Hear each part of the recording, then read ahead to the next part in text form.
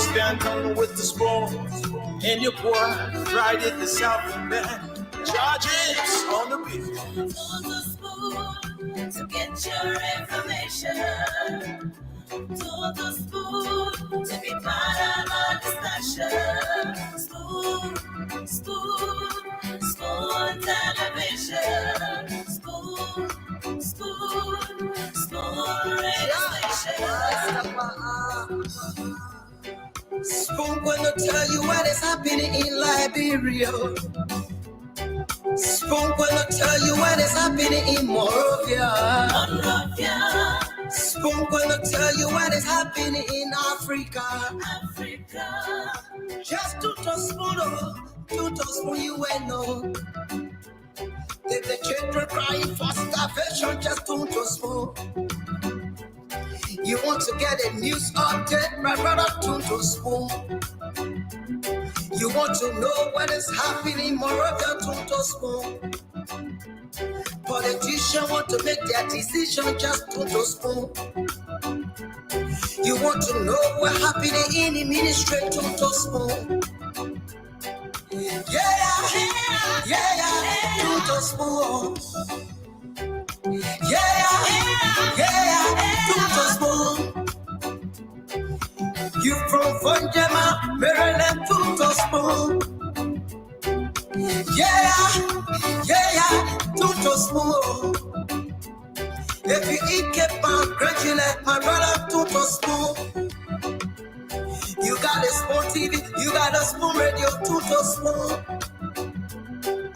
Yeah, to spoon. What? Yeah, Rastafari. Kilibamba, kilibamba, kilibamba, kilibamba, kilibamba, kilibamba.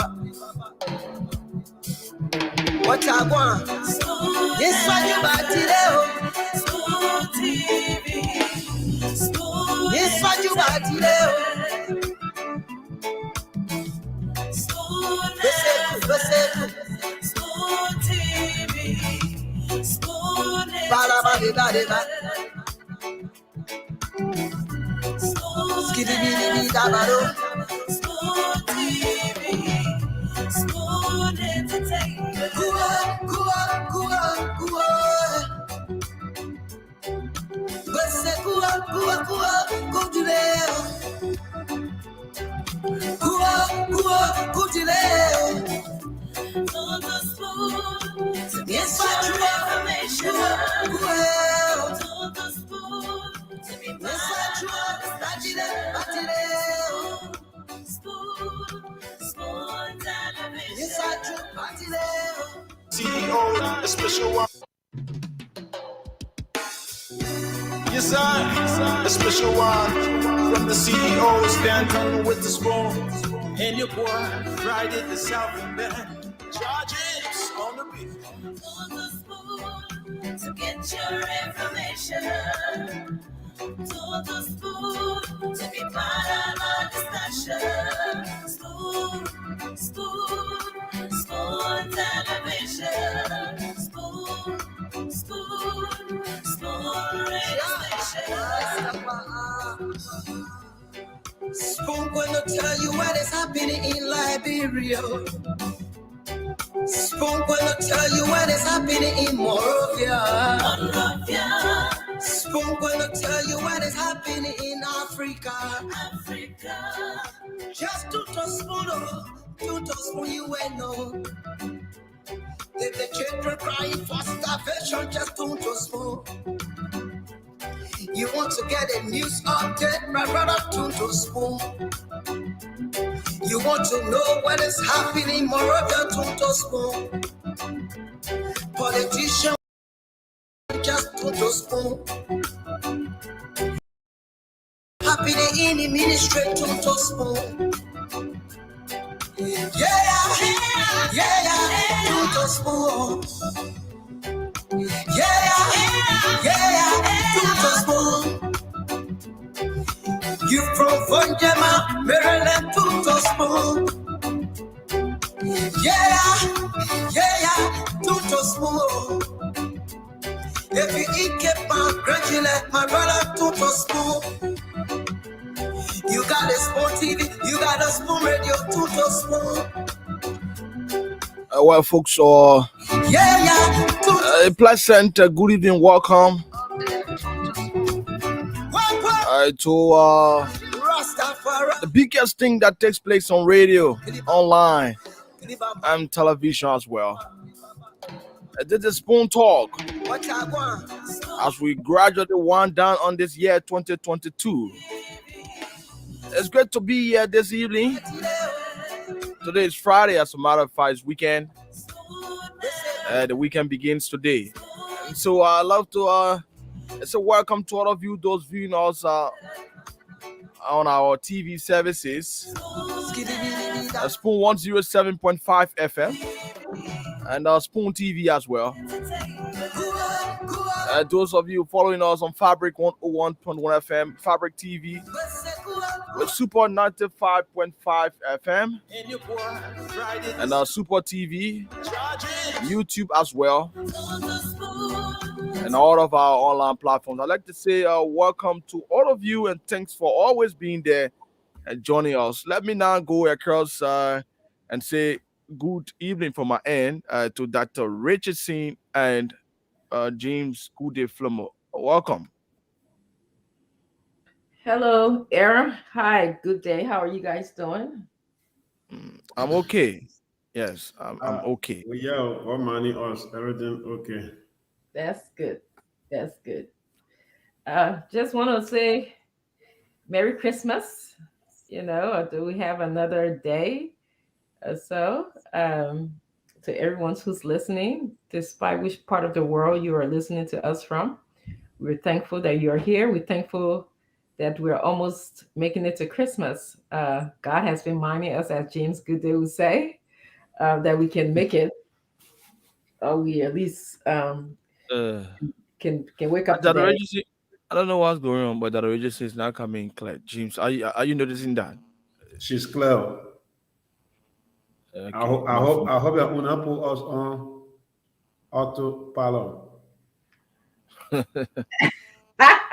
Jeez, you got news, huh? That's right. We don't want to be on autopilot. Yes, that means that anything can run us down or up. We just don't know how we manage, and so maybe Echo. I hope many people now on autopilot this Christmas season. I hope not. She's okay now, Aaron. Yes, yeah, Okay. she's getting better. Autopilot in our place there. I hope you're not just in the studio on autopilot. Yeah, You hear me? Yeah, tonight. yeah, I'm hearing you. I'm hearing you. Oh, It's okay now. Good. Yeah. Well, this Christmas is such a busy time for me. I don't know about you, James. Are you done with school on vacation? Yeah, that's good. But it's a busy time and it's very cold. I'm not used to this. I was born in Liberia near the Sahara Desert almost. So it is very, very cold outside today. James, you know what I'm talking about, right? I know. You know what? You're not experienced that kind of cold now, right? What? That's not cool. Mm-hmm.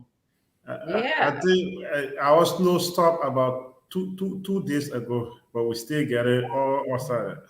Wow. We got the first kind of snow today. It didn't stick. I'm not going outside. I don't know. My daughters are out there shopping for the Christmas holidays, but you can't. I like my little son in Liberia, my warm son. So we just. I think cold stop me in house. I don't want to get out there. I tell you, Aaron. After the snow, outside can be too cool. Yeah, even during the snow.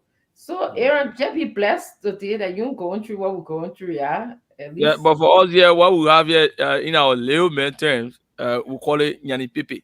Yeah, I think Jeeves knows Yanni Pepe. That already you should know that.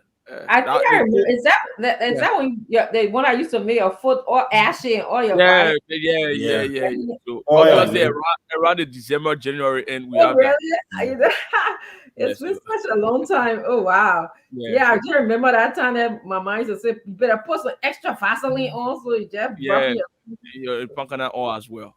They say, yeah, pumpkin oil. They say your skin get ashy. You better don't leave the house looking ashy like that. So that what happening? Like usually they were cool in the morning. Usually that breeze will come in the morning or that all day. Aaron, that in the morning time that cold breeze can come there in Yeah, December. in the morning hours of that. Mhm. Yeah. But dry season now, right? Yeah. Yes. A plum season now. The dry season. That The plum plum. season. No plum season Yeah, like is April, right? the plum season comes around at the end of the dry season, just between Yeah. Around March, between the rainy April. season and when we are, that's when we have And the enough food that I plum. can share one that my favorite thing, mango and plum. Oh, I could eat plenty of plum. But anyway, Mm. uh, what kind of what fruit in season now? The food that is Gourd, being that uh, gourd, that pineapple, that what kind of what around orange? Aaron, I I don't even know. know. I don't even know now. It's okay. It's okay. No worries, Aaron. Aaron a Barovia bone. He not like some of us who grew up from the interior. Yeah, it's okay. Yeah. I trying to imagine enjoying some of those things. That's all.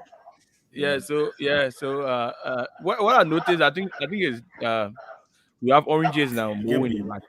Yeah, Oh, okay. oranges. Yeah. Oh, that's Wow. good. That's very good. Welcome to the CEO. Yes, Stanton, welcome. I'm still looking for a Christmas. You better don't say that too loud before your CEO say you're looking for your own too. Mm. How you doing, Aaron? Fancy. Good day. What's up? About managing you. Thank God. How Only you doing, Aaron Dr. wanted to Richardson? put us I'm in our fine. autopilot. See that? I said Aaron wanted to put us on the autopilot skill. How so? Cheese is too bad. How so? Cheese is bad. Chat, don't worry about change that. So can I just welcome my Aaron, what happened? No, I think the audio is not coming too good. I think it's due to the internet here. So we're working on that. But James, James But you I don't sound know what better James, now. I don't know what James coming from with the autopilot business. that yesterday's show he talking about that Aaron. I saw someone commenting with one of the producers' name here. But President listen, who? I mean, Shujiri. Aaron, who's working on the audio? Is it okay now? I think it's much better from your end. I think it was from the Richardson, but it's getting better. It's getting better. From your end, it's cool. You could una the doctor, but I think she's good now. Yeah. It's okay. I mean, Yeah. once I'm good, it's okay. Yeah. We're trying to do everything we can to eliminate folks that represent the political party. We want to have a balance and a natural show. So if CDC sending Kev Hassan, they got to pay for him. If Dr. Richardson representing any political party, they have to pay for her. As we enter into the new year, we're going to be objective, balanced, and they got to pay for the representation.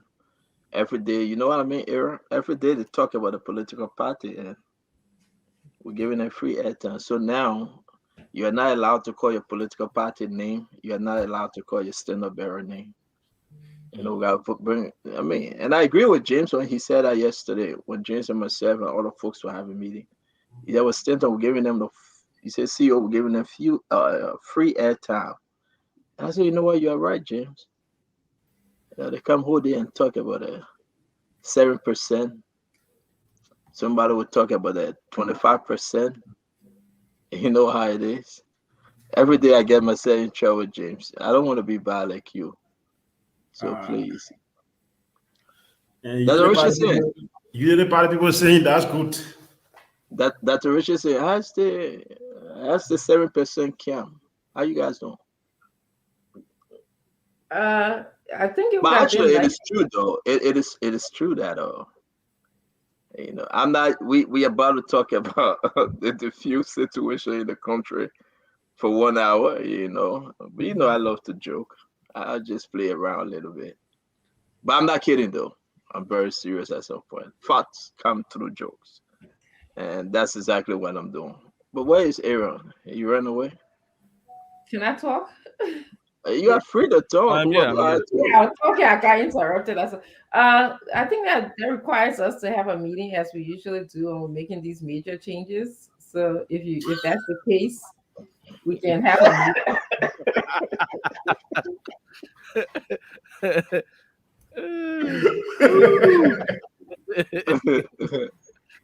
Say that again. I didn't hear you. Say that again. That requires us to have a meeting like we usually do with the panelists. We have a meeting. We just had one couple of months ago. So I think at least for us to be aware of the changes that are coming into play. Somebody called it that Riches and answer your phone. And I'm you. One of your ANC member that kept Hassan Black yesterday. Give Called out free publicity. I will start charging for calling ASU or CPP actually. Yeah, give out free publicity. Yeah, I'll be writing down every time at the end of the day. I send you a bill. You know, we're trying to help you guys. At least from 7 year go to 6%. Thank you. Because the network is helping you guys. Thank you very much. Somebody say you're just trying to fuss with me, huh? Won't George? But I think Josh Bator is reasonable. He know we're kidding. Unlike the other, let me leave it like that. People that think that everything should be silver and gold. James Gooden, man, it's kind of cold over here. Snowing, windy, and it's just terrible over here, man. But yeah, how's your end?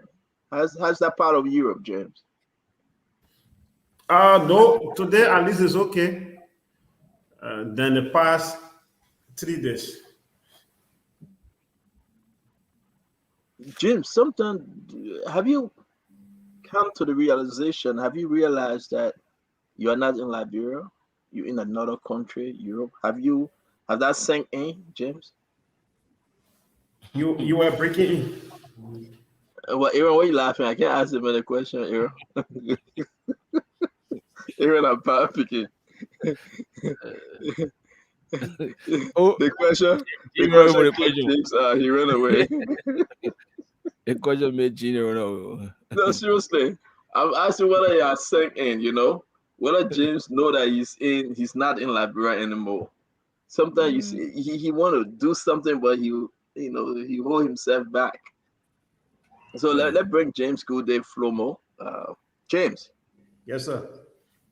Have you realized that you are not in Liberia? Have it sunk in that you're in Europe? Yeah. So you reach that place now to say, okay, now, yeah, and I'm not in Liberia. Right now, I am not. Oh, yeah. What are some of the changes, James? We're just waiting, and, in the next minute, we'll bring the guys in. What are some of the changes have you experienced? One, the environment, the entire environment is different. In Liberia, I'm used to my sunshine. In Liberia, I can move anyhow I want to move. I can drive in the street, even midnight, whatever or however I want to move. Sometimes no driver lesson or whatever. Police people there, I know most of them. Yeah. So, and in Liberia, I can eat the soup I want to eat. And in Liberia, I get my friends who we will move together, go out for work. We spend more time together, like sometimes after work or on a holidays or weekends. I will spend much of my time to Aaron's house, or he will be to my house. We will spend that time together. Sometimes, we will forget about whatever we're doing. Sometimes we will be rising up, and the last brother man said, "No more lava bido." yeah, and all my friends like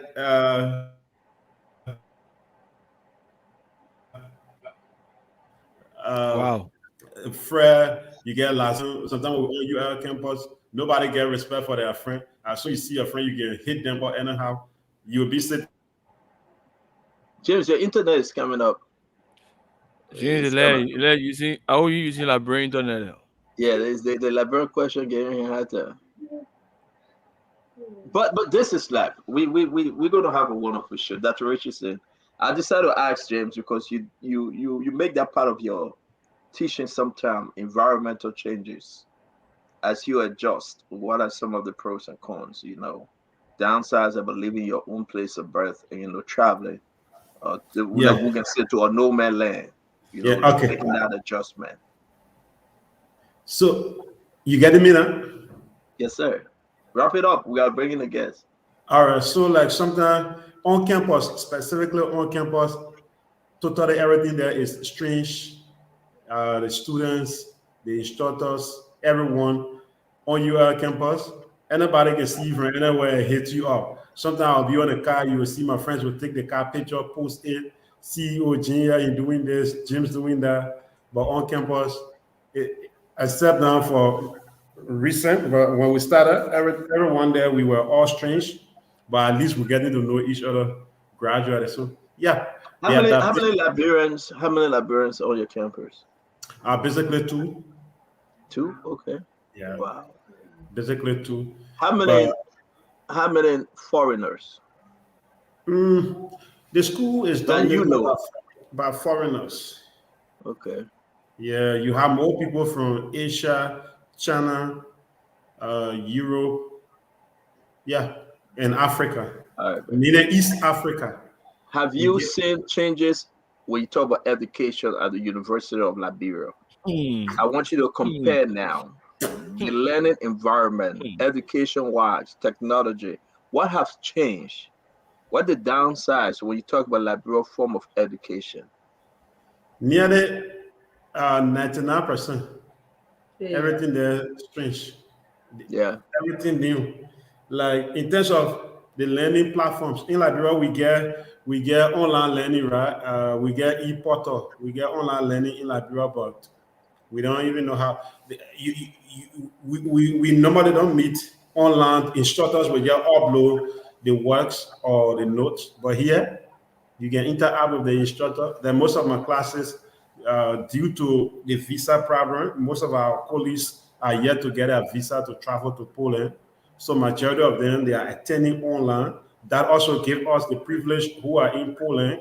If we don't have the time to go on But but campus, but let's stick with the online. So the online is kind of different. Why? Because very different. you have Yeah, internet the compared to internet is Liberia. stable.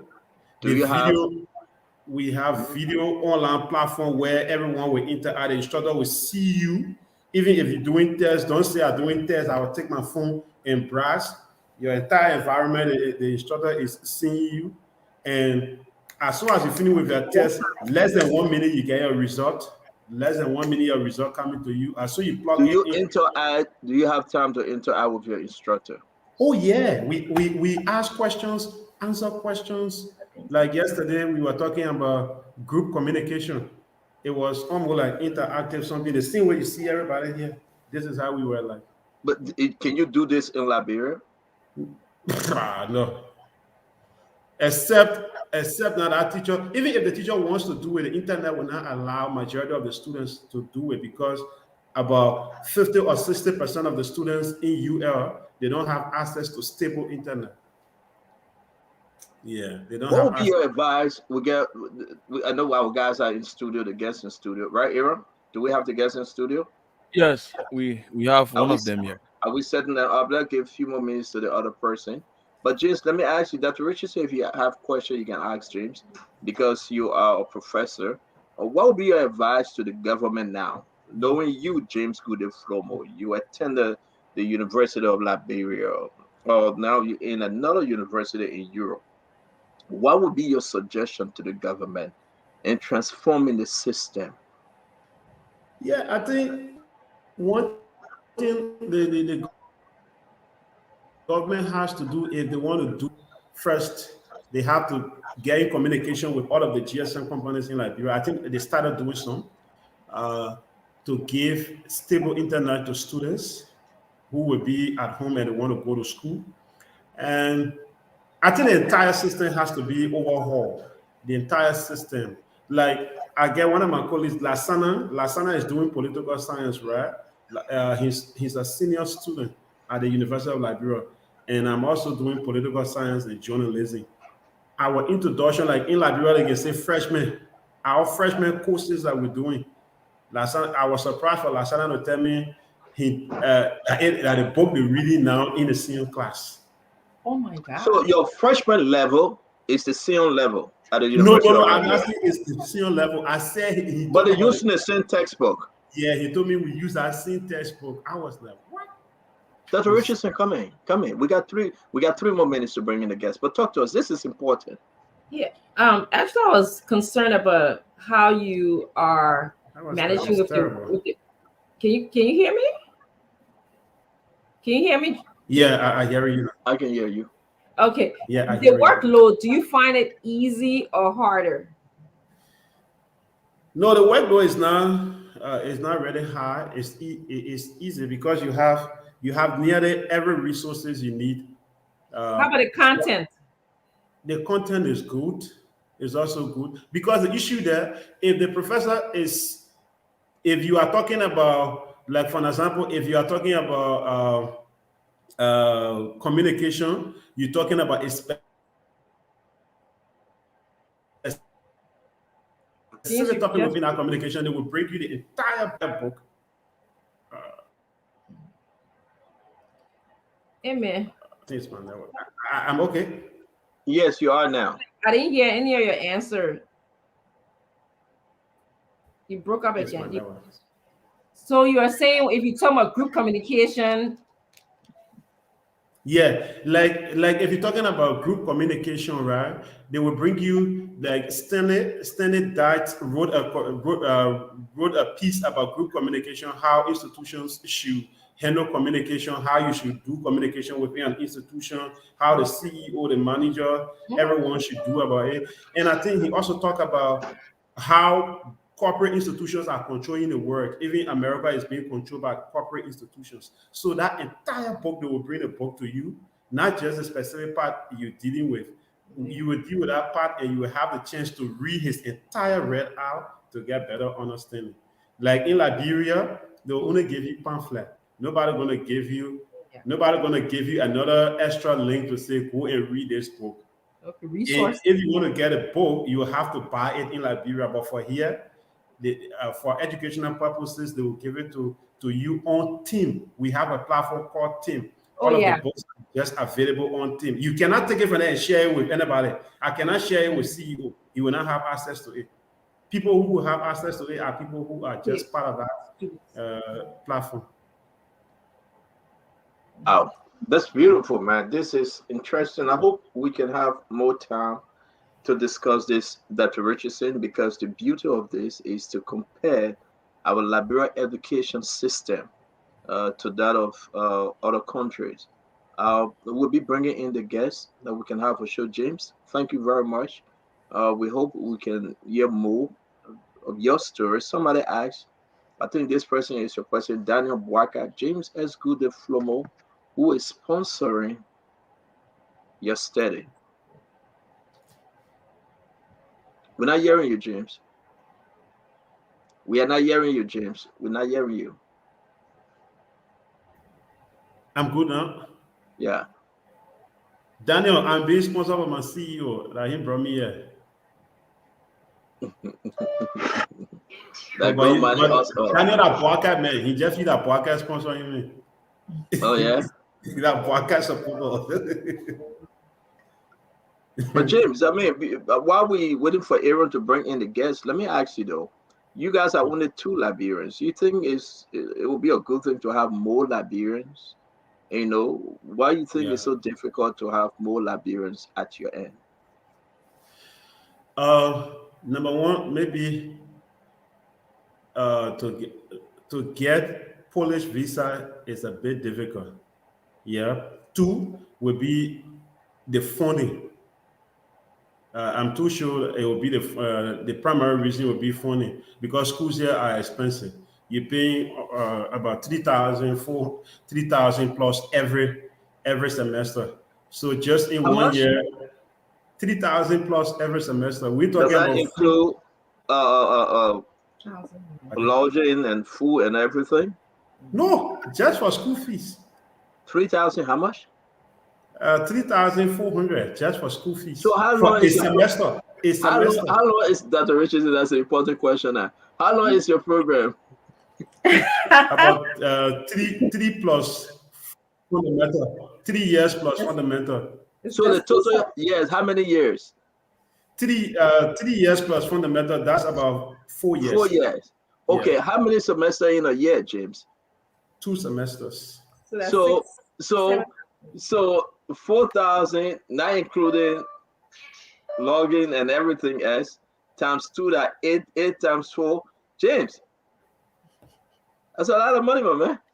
No, school expensive though. It's expensive. Yeah. Yeah, Wow. it's Wow. very very expensive. So just for your semesters, you pay almost close to 16,000. What's the Wow. greatest educational challenge for you, James? He's having an internet problem. But Dr. Richard said, listen though, I hope we can have a lot of Liberians, that will be blessed to go out, because like James just can't wait to go back to Liberia and contribute. And these things are good. They are beautiful. And again, to get a Polish visa is very difficult. I don't know why. I don't know. Most of the students who apply to get a visa is difficult. But we're going to say to you, James, let's keep our finger crossed. Let's pray. Let allow our government to engage, and the Polish government, uh, to get more students out there to go for studies. It is important. Different environment, the adaptation. Folks will be looking at changes, and we hope that you can make Liberia proud, man. We hope that you can make your family proud, because you want to go back with a flying colors. That someday people can look at your story and use that as a case in point to achieve something greater too. So we want to say thank you very much as always. Thanks for everything you're doing for Spoon. And you're not alone. You have the forces with you, and we're wishing you well. Yeah, we're wishing you well. You are our proud, James. Keep it up. But Thank on you. the downside, you send Jatu Christmas. Echo. CEO. Yeah. That's I'll get. You have internet problem, Reggie. Yeah, just froze. I think the other girls will sit down This order. guy internet problem. No, I get but no no, internet no, problem. but James, on the downside, you sent Sister Jatu Christmas. I I mean, said no. I yes, got Christmas. no Christmas for anybody. But Sister Jatu, Jesus, see your Jesus student there. So, sister, she's aware. my man, you don't know what James eating, but Sister Jatu, not anybody. But let's leave that one. We Even the good. message might bring the guest. The message, let's leave that other conversation. But I got no answer to that other question. You always got to answer the question. Why you got to answer that one there? No comment. But let's bring our guest, Chokon. Chokon Suman is in studio. Today, we want to announce to everyone, we're going to have 1 hour with Chokon. From there, we're going to dive into what we do usually. Chokon, one of two folks that joining us today, Lomin Petroleum Problems in Liberia, collaborating petroleum retail dealers speak out. These guys that are speaking out, we don't know, we just get a glimpse of it. We're going to hear what's going on with the fuel situation in the country, with boards, with leadership and everything. And we'll talk, give them time to talk to you, Liberia, whether would there be a few crises? Are we, Dr. Richardson, are we moving towards that time again? Whether there'll be shortage of fuel in the country, I mean, what's you guys then plan? So we are happy to bring in Chokon Soma. Let's bring in Chokon Soma.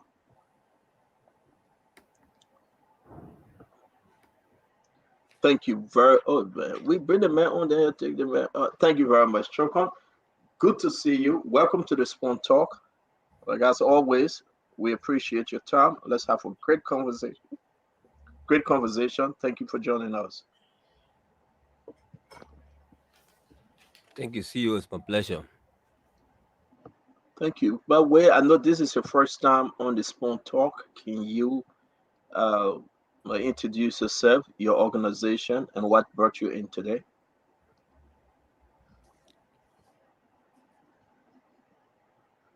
A young Liberian entrepreneur who have been working in the petroleum sector, especially the downstream, for nearly 20 years.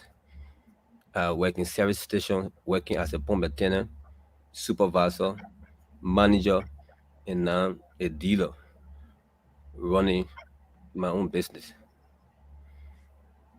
So we have been concerned about issues concerning roadside sellers, and we think as business people we must be protected at all times so that our investment can continue to improve and affect the life of many Liberians and the country at large.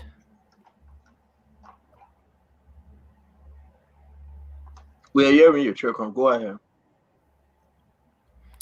So it has been a little over 2 years since the issue about roadside seller being the major point of consumer going to purchase their gas and fuel.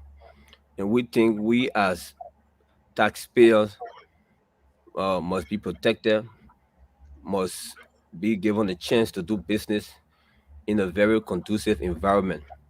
Because what we know, these guys who sell on the sidewalk, or as we refer to as can board, they are not legitimate business people. They are not contributing anything to the economic growth of the country. And as such, there should be no reason why we should keep them in the streets, setting to undermine those who are taxpayers. So that is our major concern. And as the program goes on, some other issue will come about. Thank you. Thank you very much, Chokon. Chokon, you are on the show. Folks will be tuning in to listen to you. My first question to you: how is the situation of petroleum in the country? We're going to discuss Boys and the downsides of everything, but are we good? What is the state right now when you talk about petroleum? Major holidays, we go into the new year. Is the country stable? Do we have enough petroleum in the country? Do we have uh, it can it take us to 6 months? Would there be a problem down the road? Let's discuss this issue, then we'll talk about Boys. Okay, I really do not speak for importers. I also do not speak for service stations owners. But we have been very concerned in order to have a smooth operation of the sales of petroleum products. We are very concerned about us being protected because we believe if we are not protected as retailers, and there's a likelihood that some of us might go out of business. And once the stations are not being able to sell to the public, you can definitely understand that there will be a crisis, and that crisis will not be good for the country. But as we speak, I've been going around the last few weeks. I've seen almost all of these service stations having gas and diesel. So as it stands, I think there are products on the market, on the Liberian market for sale. You say you're a dealer, right? Yes, I am. So, not speaking for the other dealers, do you think the country have enough supply?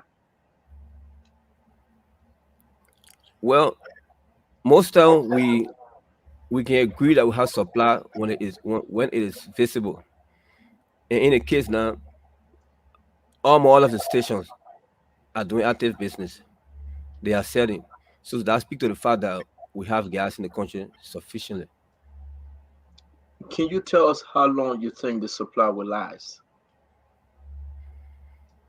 Well, I cannot speak to that, CEO, because I'm just into retailing, making sure end user are being able to get supply to go about their normal businesses. So that is directly in the purview of the NPRC and the major importers. What's your gas station name? Your company name, if you care to Well, tell us. I have a franchise with Connex Energy Liberia. And the gas station name that they supply to. It's Connex Tupero service station. Okay. So you guys are all over in the country. Yes, sure. Okay. You guys have enough supplies, right? Like I just said, all of our stations have been actively involved with sales. So that speaks to the fact that we have supply, and the suppliers have been very much active in the market So to the supply. The Dubovo gas station is that the gas station you manage? Yes. The duration of supply you have right now at a gas station, 6 months, 3 months, a year? Can you tell us? No, normally because of the capacity, you have supply for probably 5 days to 1 week because of the capacity of every station. So your only supplies you have right now is 1 week, Yeah, what I have now, I have supply that can take me up to 5 days to 1 week. but you know I mean you're sure of getting most supplies thereafter, correct? It's not a Yeah, problem right now. yeah, I don't think it's a problem because I'm getting supply regularly, so I believe that is not a problem when it comes to getting supplies. Thank you. Dr. Richardson. Hello, Trokan. Glad to have you in studio. Also, very happy that you are a Liberian business owner in the country. I'm always impressed when I see Liberians contributing to the economy of Liberia.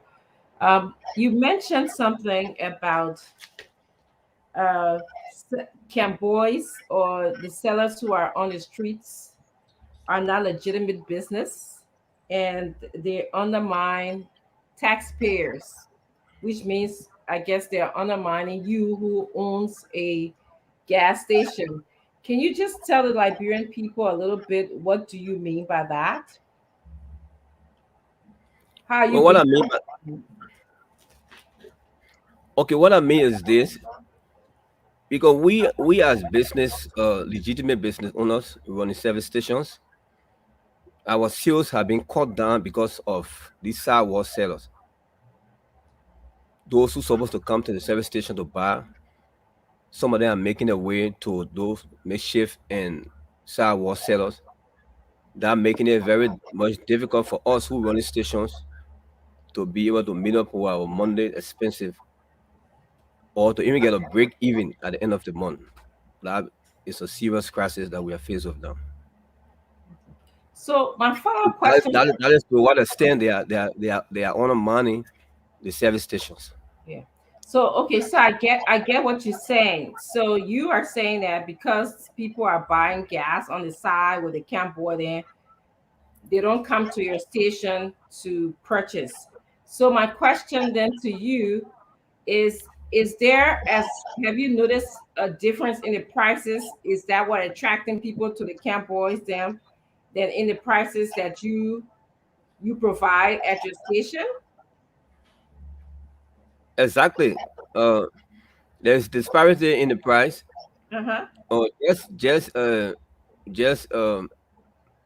than a week ago, Uh-huh. the difference between what we sell at the service stations and what the guys at the sidewalk sell for was like $120 in some areas, lesser than what we sell for. Some areas $140 Liberian dollar, lesser than what we sell for. And you look at the economic hardship in the country, some people could take advantage of going to those guys to buy from them. And that in itself undermines the growth and development of people who are running service stations because they will not be able to pay their employees on time. They will not be able to pay taxes to government. They Uh-huh. will not be able to run their generator. And that is a serious problem for which we have come to talk about. Definitely. So as I speak now, Mhm. their price have gone up, but that's a normal thing. The price between the Cambos now and the service station is like $30 difference, so about $20. But that's a normal Mhm. thing. Sometimes it will happen like that for less than a week. Sometimes maybe 2 weeks. After then it will go back to where you have the disparity of $120 or $140 between what we sell at the service stations and what they sell for on the sidewalk. Sure. Yeah. Um, if I'm allowed to follow up, that's I can see economically why you are concerned to bring this attention to the public, and I also have some other safety concerns in terms of the quality of the gas. But who do you think will be responsible for regulating whether Campbell sell gas on the side or whether you sell it in your dealer? What who regulates that, and why is that important? Have you told any of reported that to any agency, governmental agency? Yes, we have done that because there's not just but me. There's a Mm-hmm. whole group of thousands of Liberians who are employers with hundreds of thousands of Liberians employed Mm-hmm. uh, because of those businesses that we do. So we did a communication somewhere around October to the Ministry of Commerce that were received by somebody from the ministry. I have a copy of the letter here. We also did a communication to the Liberia Petroleum Refining Company. That letter also received in October with somebody signing on our copy to prove that yes, they have accepted, they have received our letter. But since then, we haven't been able to get redress. We have been following up with these two entities, and as I speak, nothing has been done about our concern. Another body that also responsible not Mm-hmm. to see this as in the streets could be the fire service. And even the Liberia Petroleum Regulatory Authority should have a role to play in this. Mm-hmm. Certainly. Yes. Yeah, certainly. Yeah, this is concerning. You have made a report to at least one agency, the Commerce Department, and so far you didn't get any response from them, or what did they say? They just continue to postpone. Or you can come back on so and so date. When we get there, we're not going to get any redress. They will reschedule us. Oh wow. When that time comes, we go there. We have been rescheduled, and it just continue and continue. Mm. One last question, Santa, if I can just ask. So you mentioned, I'm just processing here. I'm assuming that a business person has to go to be registered and have papers to show that you're a business person, and then you get your product. And you said that Cambodia are not legitimate business. It's not a legitimate business to be a Cambodia in the country. So are you saying they don't have no papers, like business papers? Then I'm just wondering how are they getting the gas to sell? Are they just yeah, maybe tell us. I don't know. I don't want to guess how they're getting the gas to sell. There could be many ways they are doing this. And that is where all of us have our concerns because in order to be a business person in Liberia, as per law, you have to go to the Liberia Business Registry and register your business. That qualifies you to be a business person, a legitimate business person. But if you were to take a survey and walk through the streets of Monrovia and environs, you will get to know that 99% of the guys they don't have business certificate, business registration certificate. They don't have it. So we are also being concerned. We are also being concerned about how these guys get the gas, and that is where we want to call upon media institutions to do their own investigative work to be able to dive into how these guys get petroleum products to be able to sell. Because we all buy from importers. How do I buy from importers for $1, for example? You buy for $1 that the Richardson. Please allow me to use it as an example. And then the Ministry of Commerce says we should sell for $1.20, and you are selling for 95 cents. How is that possible? So it always been a concern for us.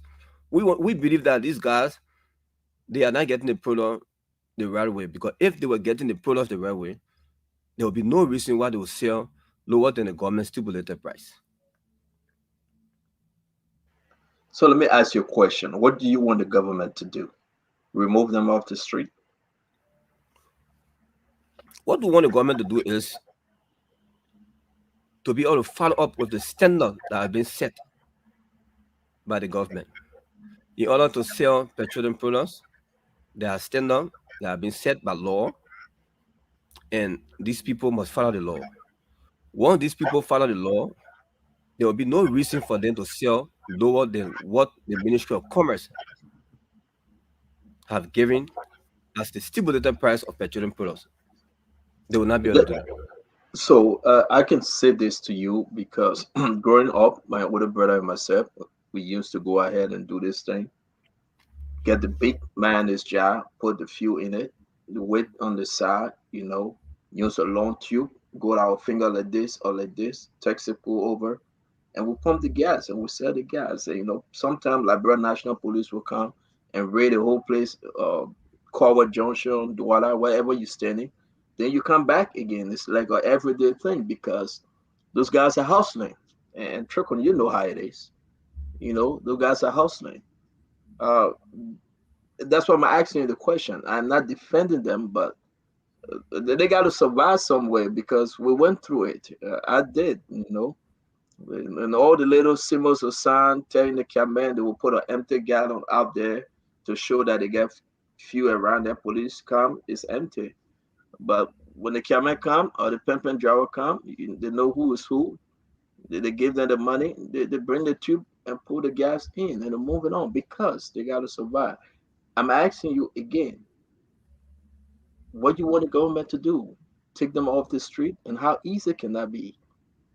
Or are you also saying probably those can boys getting the fuel on the side for cheaper price, and the dealers, the importers are scamming you guys, charging you guys? I mean, explain the story. Tell us what is on your mind. Because this is a big thing. It started a long, long time ago. Not it's just not recent, correct? Sure. So, like you mentioned, it is true. I understand times are hard. People have to hustle to make ends meet. But equally so, we should also look at the risks involved. CEO, you were just in Liberia a few months ago. I don't know whether you ever noticed the proliferation of roadside seller. This had never, ever reached this point in the history of this country. Like I mentioned in my introduction, all my life, this is the only job I've done. Nearly 20 years, I've been selling gas. I sold gas. I went to school. I graduated from high school. I started from 11th grade. I got my first degree, and I just graduated from AME master program last month on the 2nd. You understand? So I know what it is to hustle. But we have to graduate from one stage to another stage. When you used to sell gas, like you mentioned, it was maybe 20, 15 years ago. So are we saying we should keep having people on the streets selling gas for the next 20 years? Is that what we are saying? If you ask me, I'll tell you no. We have gone to other countries, neighboring countries. You don't see these things. Why should it be only Liberia? Especially the way it is done now. There were few people selling gas in the streets a few years ago. But there are people now selling gas even in front of the Capitol building. Imagine. Even a stone throw from the executive mansion, there are people there selling gas. Which decent country will ever do this kind of things? Okay, let's put the government aside. You're asking a good question. I really don't want folks selling gas on the street, and you guys actually pay taxes and doing that which is right. Probably when you got into the gas business, probably you did the same thing. Like most of the gas folks out there, they hustle their way up. Uh, have you spoken to the other importers? What are they telling you, Trickle? What have they said? Have they suggested anything that can reduce or put a stop to this? Not the government, the importers. What are they saying? Well, CEO, like you know and I know, we don't have control over importers. It is the government that have control over all of us. And the government can exercise that control through laws that are on the books. And that is where we want the government to come into play. They have laws on the book. Go back to the laws. Implement the laws. We don't have any power to go to importer and say, we suspect you of selling to Kimbos. Because of that, they are reducing the prices and it causing problem for we who are selling at the service station. No, we don't have that power. It is the government that has the power to do that. And looking at us in the petroleum sector is one of the sectors that has a very huge portion of the people that are employed in this country after the government Republic of people.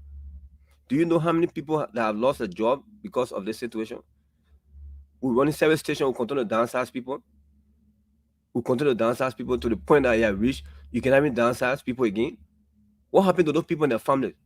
How do they survive to it? If we say we want to be concerned about people who are sitting on the side and want to hustle. So are you making money since the rise in this game balls? Are you making money? Have you gone low?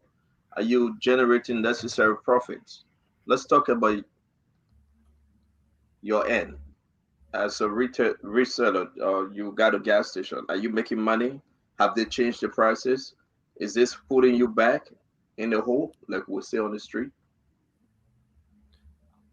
I'm not making profit. We are not making profit. There are people who have lost just this year, 2022, 50,000 US dollar. I personally have lost close to 35,000 US dollar just in the last 6 months as a result of what is happening. As a small businessman like me that want to try and be able to elevate my business, how do I elevate my business? How do these other people elevate their businesses with this kind of situation? Every month you run your station, you end up at a loss. You can even sell and make profit or even make or break even. So What kind of is business that do you do? because of Kim Board's Trukon? Let me ask this question and Dr. Rich is saying, because I want to follow what you're saying. I got a gas station on the boulevard. Probably you know the Old Calando gas station. We opened it, pour more fuel, ran it, but it wasn't because of Kim Boys that I shut it down. It was because of having folks that no sincere individual could run the gas station. One day it's another story that we gave 500 gallon to this person. Another day it's another story. We gave 250 gallon to this person, and you never see the money. I don't know whether you're experiencing that, but you in Liberia are not. So having that person that is trustworthy that will run a business, and, to help put money in their pocket and make the business to run continuously. After you put the first 40, 60,000 down, those guys, whatever they did, they couldn't come up with half of that amount. And we end up, portion with the gas station. I'm asking you, how much do you buy a gallon of gas from the importers? Or gallon? How much? The price between the importers and the station price is 18 cents different. Is that the 18 cents you make? Yes, I make 18 cents on every gallon. Okay, on every gallon you make 18 cents. Do you make the 18 cents or the 18 cents go back in the hole? Because you're saying you are not making profit. Well, the 18 cents, in fact, 5 cents of that 18 cents goes to transportation. So practically we make like 13 cents on every gallon after you have deducted what you pay But for that's why transport. about so transportation. So tell Yes. us exactly how much you make on a gallon. After all your expenses, how much do you make per gallon as profit? 13 cents. We make 13 cents as retailer. How much you We buy make a 13 gallon cents. for? How much you buy a gallon for? The current price of a gallon of gas is $4.95. What about fuel? Is it? Fuel, I'm not getting the diesel. question. What about diesel? Did you say diesel? Yes, yes. Diesel $5.73. 573. How much you make on the diesel? 18 cents. You make 18 cents per gallon. Or both gas and Yeah, diesel 18 gas and cents? diesel will make the same margin of 18 cents. So you don't make 18 cents because your transportation is 5 cents. So you make 13 cents. Yes, that's what I just said. Between the price at the service station, between the retail price and the wholesale price, 18 cents.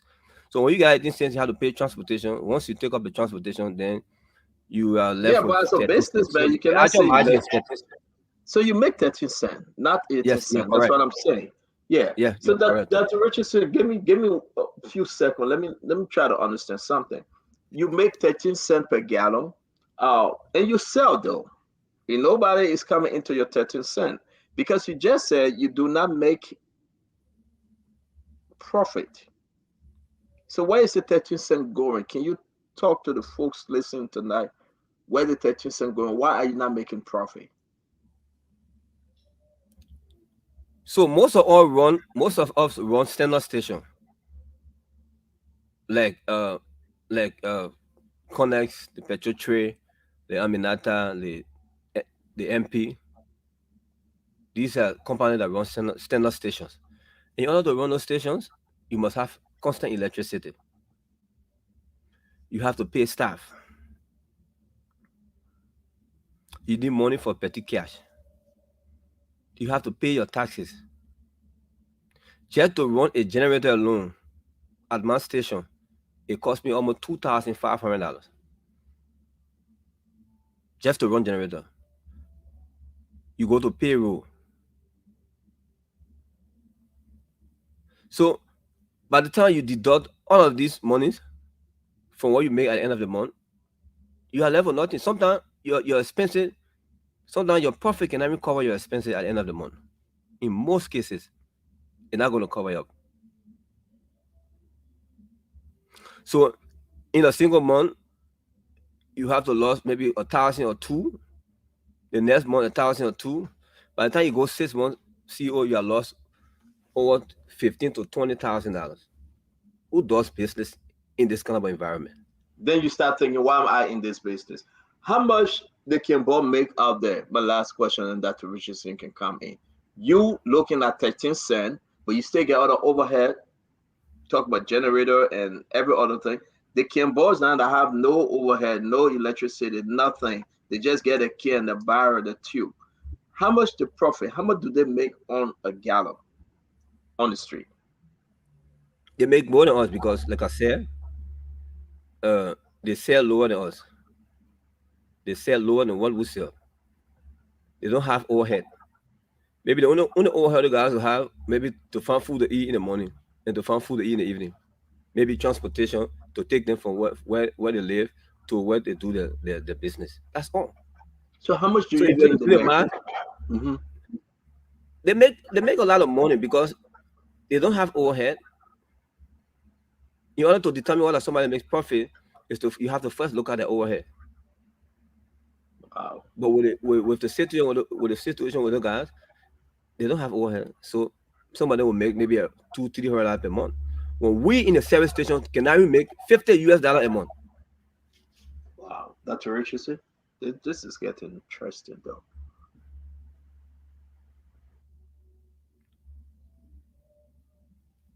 I'm sorry. Yes. Mr. Soma, I'm glad that you're bringing this to the public. And I know that this has been a long-standing problem. This is not, the problem of this recent government. Um, but I do believe that at some point, um, somebody has to get involved. The government or some regulator has to get involved, because I see this being not only a cut to your profit, but I just see it being a danger to the environment, a danger to people's car, a danger to, because you don't know where, to make profit, people can get the gas and mix water with it. That could ruin somebody's car. People could keep it in the street, and it could ignite, and somebody could get hurt. So all of those things I think about, just even the film from going into the public. Like, there are some people who can get health related problems just from breathing open air gas all the time. Um, So I really believe that we need to call attention to this, and I'm happy that you have done that so far. I hope that I'm hoping that people respond to the Commerce Department. You said respond to you and enforce the law, because there seems to be a law in the book, right? Sure. That prevents Definitely. this, but nobody's getting to it. So what do you think should be next? How come? I'm wondering, do you think a class action lawsuit by you and your colleagues might help you guys? Because if the government is not responding to you, uh, would it help them to respond to you guys? Have you tried that? That the agency, the government will have to respond, Okay. because the essence of business is to maximize profit. Mm-hmm. If you are doing business and you cannot maximize profit, what you think gonna happen? Get out of the In out. subsequent time, that Mhm. business will have to close. Correct. It does not even have to be a strike action. It does not even have to be on specified actions. But for the fact that you cannot run your business because you have lost your capital, the Mm-hmm. business definitely going to close. Automatically, the business going to close. Correct. That doesn't help. So this is Yeah. why we are calling the government attention. We don't have to reach to that stage. In this country, we left for things to happen before we want to come and solve the problem. Mm-hmm. We need to learn from allowing things to happen, then before we say we want to go solve problem. Let's always take precaution. Yes. Preventative measures. So this is time, since we are calling on to the government, this is the time for the government to intervene. That this will not turn into a crisis. Mm-hmm. Mm-hmm. That this will not turn into a crisis. So, I was reading some of the live feed here. Some people are saying that there's people who are gas station owners like you who are selling the gas then to make money as well to the camp boys. So, um, so you guys are also part of the problem. So if that is the case, and I don't know if that's true or not, do you guys, as an association of dealers, do you guys discuss this in your meetings to to say to what extent are you contributing? If anybody's contributing to this problem, this is not helpful to us at all. Or do you guys report your, if you know your colleague is doing something wrong, selling gas to the camp board, do you guys report that as well? Well, I'm not aware of people selling gas to Kemba, because the fact of the matter is, if I'm selling higher than what the Kemba is selling, Mm-hmm. how does the Kemba come to buy from me? How is he going to sell? If I'm selling for $100 per gallon, No, let and me the just Kemba, say what I'm hearing people are saying, and texting me as well. They're saying that, like, so you have the official license to sell gas at the station, and yeah, then on the side you give, you know, because the campers are selling faster and they make more money. They don't have, you have your own another business. Not you. I'm not Mr. Suma. I'm just using you as an example. So like a dealer will have another on the side thing going on with the camper that reports to him. You're not aware of that? for me, I still trying to catch the logic in that, because if a Kemba come and buy from me for Mm-hmm. $100, Mm-hmm. then he goes and sell for $75. No, no, no. So take the price piece out. They're not buying from you, from what I'm reading now. Okay, and Hmm. they're saying that you, I'm using you, Mr. Suma, not necessarily you do this, but you will have a camper working with you. You have your former dealership, which is the gasoline dealership, okay, where you sell your gas. And then to make fast money in different areas, you might put a camper out on the street who would then make money for you as well. But he's not paying you for the gas, but he's selling it on the streets. Do I'm you? just hearing that. Let me see. Let me see if I That's the case. I understand you. think as an association, Can we're I? going to probe into that, and make sure what you're saying, or what the comments coming from the viewer, whether they are true. So Okay, we'll have yeah. to probe into We that, don't know if that's true or not. because Somebody this, should this, answer that. this is Okay. something that all of us are involved with, and we don't expect people to undermine what we are doing. Yes. If we But say within that, we want to protect ourselves as business people, as stations owner, Mhm. and we want the government to protect us, we must all be able to work as a team to achieve what we want to achieve. Correct. Let me Same. ask you a question. Let me see if I understand you right for the sake of our audience, though. If he buying a gallon of gas for $4.95 to make $13 profit, are you saying, or folks out there are saying, he is willing to give the gallon of gas to Kimball to sell for 480? Is that what they are saying that Rich is Yes, saying? somebody said that um, the gasoline dealers or the station owners know exactly what the Campo are doing. They're working together. That's somebody just said that. I don't know much about That's this. not true. Yeah, Okay, because That's I'm not trying true. to understand from Trocon.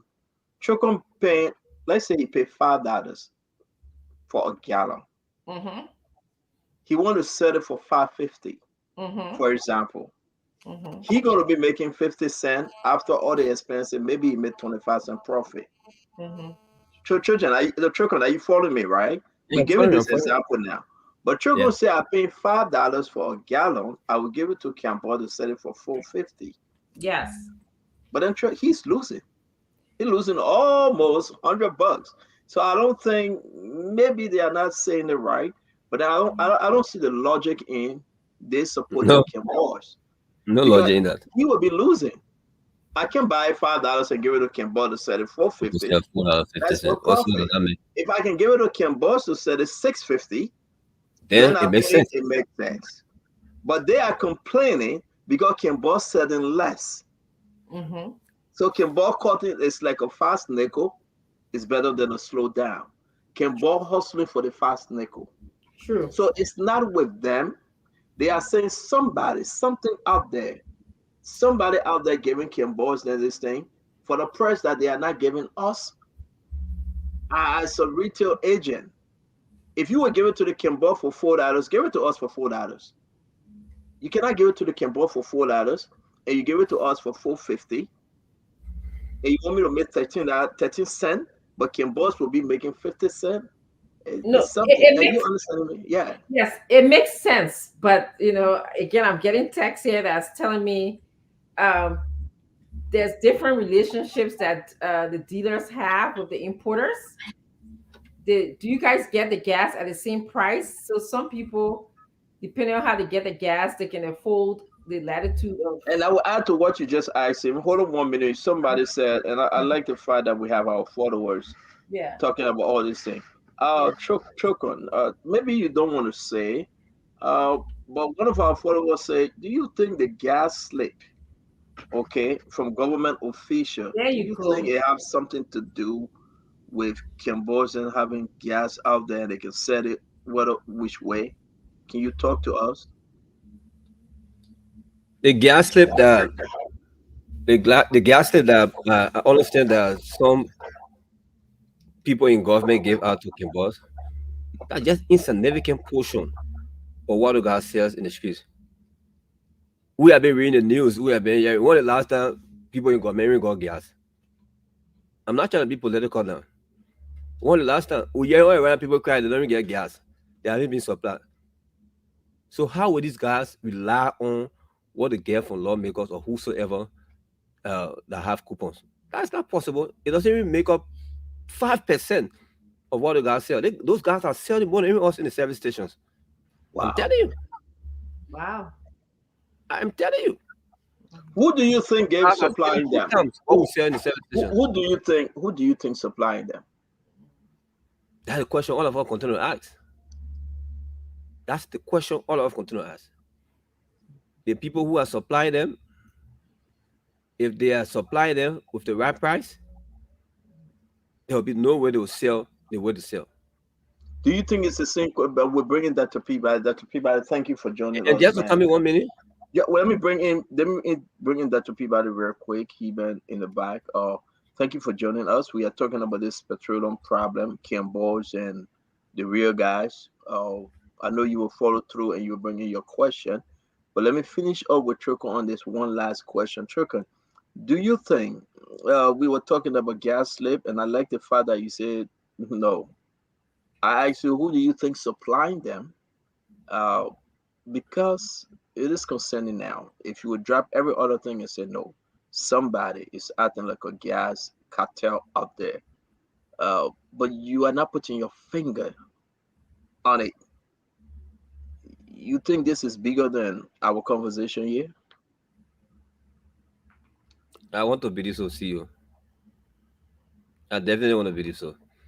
And the reason why I want to believe so is that I still just don't understand why, with all of us as petroleum retailers, buy at a particular price and then we sell with disparities in the price. I just don't get it. I just don't get it. Wow. So I want to believe somebody somewhere might be responsible for exactly what's happening. Maybe he's selling lower than what the price should be. And if that is the case, it's something to worry all of us because that going to now going to deny government of raising revenue. That's going to deny government because if you were to buy directly from where you're supposed to buy at the right price, the revenue will go to government. But if you are buying lesser than that, then there's something for us to look at. Why is it that way? Thank you very much, Dr. Peabody. Do you have a question? One question. I've been following the show, but I think somebody did ask that question because people get gas leak, and some people take the gas leak and sell it for a cheaper price. And those people get in, get gas, and sell it on the street. That could be another way of denying government revenue because some people are giving gas slip to use for the personal use or the business, transportation, and sell it to other people. Don't you think that could be the one that really affecting you people, or do you think people at LPRC are getting gas in another way and selling it to people on the side, and they are selling it for a cheaper price? Do you think so? That the people I'd like to welcome you too. Thank you. And I think that is where all have to sit and think about this.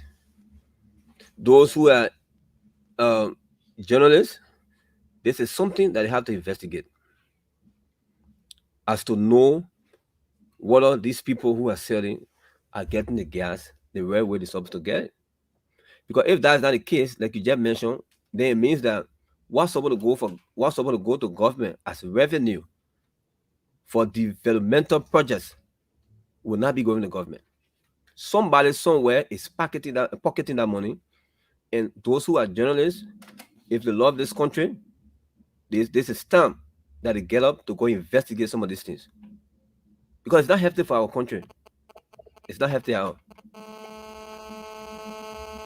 But you keep talking about the government being denied revenue, but you guys are the ones that are not selling your business, are not getting the right profit from your business because somebody up there is, so that's not the work. That should be something of the law enforcement. If you guys know of people who are doing this illegally, you should be contacting the law enforcement to investigate or arrest some of these people because you guys are being deprived. Your business could close Exactly. because of these illegal gas sale around town. How do these people get gas to sell it for a lower price? And then you guys who are the legitimate seller are are constrained. I have to fight with them to adjust the price because they're killing you on the side. So nobody had to come to your business. So have you guys ever thought about contacting the police or the law enforcement so that they can go and do investigation on how these cheap gas are getting in the market? That the people, like I mentioned earlier on, we have done communication to both the APRC and the Ministry of Commerce since October, since the end of October. We are now going to the close of December. We have not even gotten any redress for any of these two government institutions. Not at all. In fact, we not even had a single meeting with them. All they do is to promise us one date to another date for a meeting. When we take up our basic schedule to go there, they will have another postponement. That is all they do. People who have employed thousands of Liberians, people who are contributing immensely through their taxes to the development of the country, people who are in the formal sector, who are to be protected. In Liberia, we are not protected, but people rather protect people who are in the informal sector. One of my I have friends, never seen this anywhere. somebody just asked, Randall Thomas just asked me to ask you, have you got, if you used to sell gas before, have you sold gas in the retail area, like in the on the street before? If you did, how did you get your gas during that time? I have never sold gas on the sidewalk. I started selling gas by selling the service station. When I first worked at Aminata and Sons on 9th Street, opposite Election Commission, when I was in 11th grade in Lemelo High School. So I started by selling gas through selling from the service station, not on the sidewalk. Fair enough. Fair. Thank you. Dr. Richardson, you want to add something? Have you ever asked any of the Camboys where do they get the gas from? Have you ever had a discussion with them and be honest with us? Have they ever told you or give you any hint as to where they are getting the gas from? We have made several efforts to be able to understand where these guys get the gas from. Even if you disguise yourself and decide to go to them, they're not going to tell you. Oh, okay. They're not going to tell you. It's a very deep secret. Maybe the only people that are allowed to know, journalists who will take up time to go investigate, to dig up exactly where these guys are getting the gas from. So it sounds to me you want the Commerce Ministry to go and raid where these guys are selling, get them off the street. You know, there's mixed feelings about this because probably some of these guys that's the way of living. But although I understand they're breaking the law, perhaps maybe there should be a program for them where they would get them into something that would contribute to their living. Or I know everybody you probably might argue I had it hard, so why can't they do their own thing and struggle legally to make life? But I just feel like I think maybe perhaps a lot of those guys, even though I don't condone what they're doing, they're probably doing it to live, And so I think I'm just kind of trying to find solutions. So if the government's going to get them off the street in order to have for a good solution, close to permanent solution to this, they have to kind of put in something in place for them to be able to do so that it won't come back on the streets to sell gas. So it seems like a very, very big problem to me. That would start with, the Commerce Department, Social Services Department in the country, perhaps the Tax Revenue Department, because you guys pay taxes there and the government is losing money. And also, just the police department. So there's all these different interagencies or intergovernment ministries that need to get involved to come up with some solution. Do you have any solution? What do you think the solution is, short of just getting them off the street? What do you think might be a good amicable solution to this? Dr. Peabody, the first thing is these people were not in the streets some 10, 15 years ago, as they are in the streets now. So how were they managing 15, 10 years ago? Maybe things were not as hard 15, 10 years ago. So I was saying because they have to hustle, they have to turn around. So do we prefer keeping them in the streets and No, closing down businesses? Is that I what we don't. want? No, that's not what we want. Yeah. Let him finish answering Dr. Richardson. He's just being rhetorical in his question. That's not what we want. That's not what we want. What we want is people who want to do business must meet the standard set by the Ministry of Commerce and the Liberia Petroleum Refining Company. the Liberia Fire Service, the Liberia Petroleum Regulatory Authority. They must meet the standard. Mhm. Simple as ABC. Yes. If these guys are meeting the standard, you won't have them all in the streets with the kind of race involved with having the people in the streets. We're talking about election next year. Do you expect these people to be in the street while people are campaigning? Is that what we want? There were serious incidents a few years back where I remember right on the bypass, a police officer was burned because of some little misunderstanding.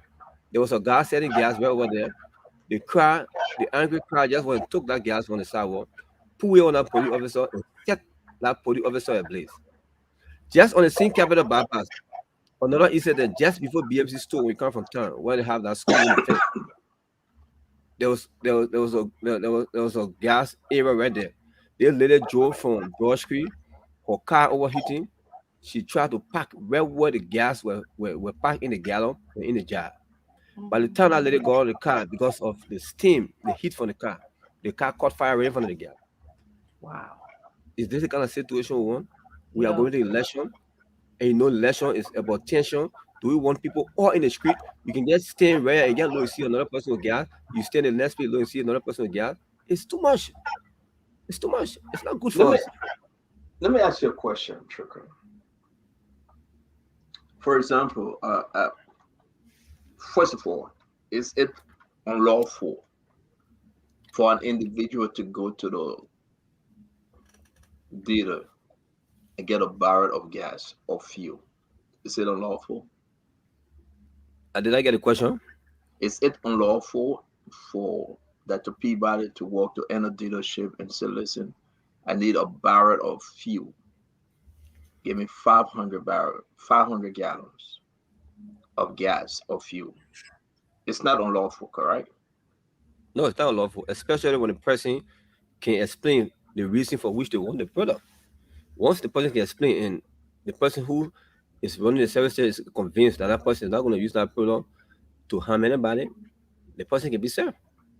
So you serve the person 500 gallons.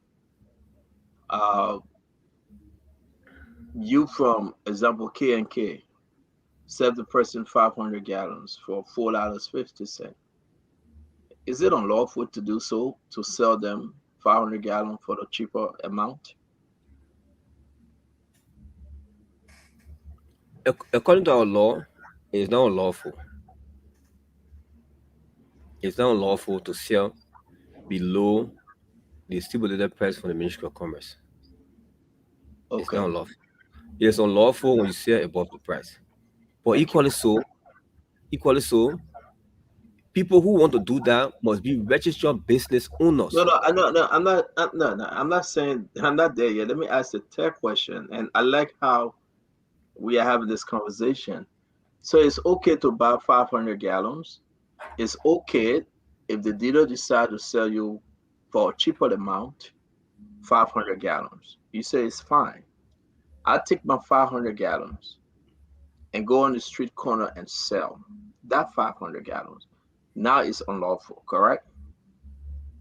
Mhm. Now, what I just said, once you can convince the dealer the purpose for which you want the product, the dealer can use the wisdom to serve you. And I've You're not going to tell me that you're going to sell 500 gallons on the street and I will correct, serve you 500. No, I'm not going to do that. And a correct. lot of us not going to do that. Those are all run stations. So so sometimes like our country situation, it's not the dealer, correct? Sometimes it's just the individual that bought the gasoline, uh, and went on the street to sell or to correct. Sometimes it's not the dealer, it's not you that have a gas station. Am I correct? Yeah, most time it's not the service station people that give those people gas. That is clear, 100% clear. It's not the service station people. And the reason why it cannot be the service station people, nobody will want to go buy from a service station that sells higher than what they are going to sell for. What kind of business are you going to do? So that is why it is all of our responsibility as those all who are involved with petroleum, with the sales of petroleum products, the journalists, the government, to know where these guys are getting the gas from. It's that's the piece you are advocating right now.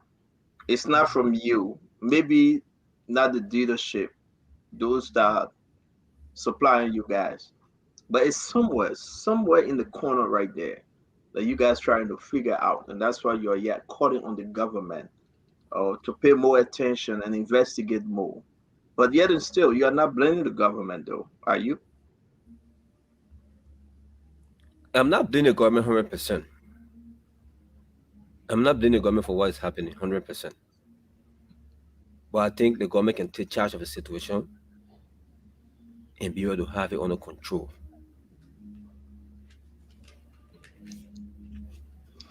Because it's Have not the you first guys? government it happening to. It happened in the past government. There were few people selling gas around. So I'm not going to just link it to a particular government. So from LPRC, we talk about commerce. From LPRC, what are they telling you guys? Since we did our communication to the managing director, Madam Coleman, we have made more than 10 follow-ups. We have not been able to have a single meeting with the LPRC boss. I have the 2 letters in my possession here. I have them in the folder for both the commerce minister and the LPRC managing director. Serious business people, serious minded people take upon the time, communicated to you to express their grievances. It doesn't even bother you that you're supposed to call them on a round table to talk about something. This is how bad it is. Is that how we want to encourage business people? Do you know how many people listen to me tonight that might think about investing to Liberia in the petroleum sector? How do they come to Liberia to invest to create jobs for people? What are the kind of conditions? There are BP companies that Shell, British Petroleum, BP. They could think about coming to Liberia and invest. Total was here. Who knows what Total left from here? Who knows? Maybe there could be some of because of some of these problems. So let us do the right thing. Job will come if we do the right thing. It's just a matter of time. Once we do the right thing, company will come. People will come to invest into this country. We'll create jobs. Those who think that sell on the side, they will not be able to sell it. They will get jobs that they can make a very good salary to be able to take care of the family. That's not a job to get people selling on the sidewalk and we think that we have solved any problem here. No, that's not the case. Thank you very much, Dr. Peabody. Let's wrap up with Trokon. It's good having him tonight. Dr. Richardson, you will take us home. Go ahead, Dr. Peabody. You said that you guys have communicated with the LPRC boss, the managing director, right? Yes. And you say she has not gotten back to you guys. So, Not at all. okay. And you also say you communicated with the commerce ministry, and nobody have gotten back to you yet. I see this as a very critical issue. Especially when it comes to gas being released on the market, even to station and to the young people. It's a whole lot. You can LPRC. There are people there who normally will steal gas and sell it to people on the outside. And people will use it to sell. So how do you guys foresee this ending? It doesn't appear that it's going to stop. What are you guys going to do? I mean, you have written the LPRC managing director, they're written the common ministry, all of that. How's it going to stop? Well, it is still our plea to the government through the 2 agencies, especially LPRC, to find a solution to this problem. We don't have any plans to close station down, but we are business people. If we're not making profit, the business will close itself down. We're not the one that are going to close the business down. It's just simple. It's clear. It is very, very clear. When you're doing business, you continue to move into your capital. Once there's no longer a capital for you to operate, the business will definitely close down. And we don't want to reach to that point because it's not going to be good for the country. That is why we continue to call on the authorities to be able to solve this problem as soon as possible. Meet with us. Let's discuss. All of us can put ideas together to see how we can solve this problem. So my last question. Uh, they are not. You said that you have sent out communication. They are not responding, and it's bad that you guys are not making profit, and you guys have employee other people that you're paying. These people are selling gas on the street. I mean, and selling it at a lesser price. I think again, I don't want to put everything on LPRC, but in some cases, there are people who buy gas and mix it with water and sell it to other people. They do the illegal selling on the street. So now I'm saying, you said these people are not getting back to you, but have you guys also contacted law enforcement, or have you guys sent people that how these guys are selling gas? Because some people have complained in the country that people sometimes who will sell you fake gas. It happens sometimes. A lot of people complain about that. You know, you guys should also try to seek the uh, uh, uh, uh, the police and others. But I believe some people from LPRC are watching this show here tonight, and they are going to maybe respond to you guys. I believe so. We are going to try to reach out to people at LPRC and try to see why is it that they are not reaching out to you guys with a major concern like this. You strike a very important point that Richardson, not that the P. Rather. It is the prerogative of the Ministry of Commerce to make sure people get value for money. Why you think they have the commerce inspective team? In they go out the supermarket, they check as to what product are expired, that they take them off the shelf, they find people, they pay money, government revenue. It's the same as the product that we sell. It is the responsibility of the Ministry of Commerce to make sure people get quality product on the Liberian market. The product the guy said, what quality do you see in that kind of product? Gasoline should be stored on the ground. Petroleum products should be stored on the ground. Petroleum products are meant to be exposed as they are exposed everywhere in the capital you pass. Where is the Ministry of Commerce? Where is the oversight? How are they making sure Liberians are getting value for money? How are they making sure Liberians paying for quality products? That should be a concern to them. That should be a major concern to them.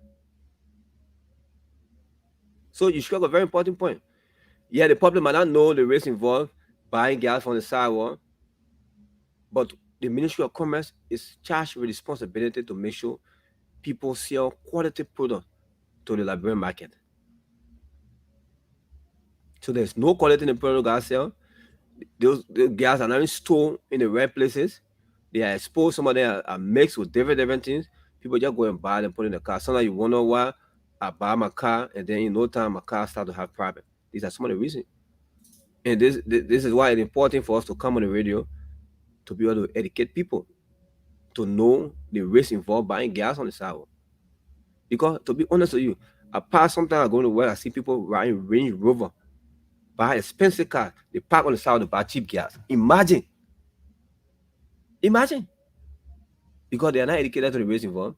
They don't know the causes of buying products that have not reached the quality standard. So these are things the Ministry of Commerce have to go on the radio station and tell people. That's one of the ways you can even get those guys from the streets. Once you educate people about buying from the sidewalk, you educate the importance of buying from the station. Somebody will see it's not be going on the sidewalk. That shouldn't be our responsibility. And our job is to do our business, take care of our employees, make our profit. That's not our responsibility. That's why we pay taxes to the government so that the government can protect business people. That's some of the reason people pay taxes.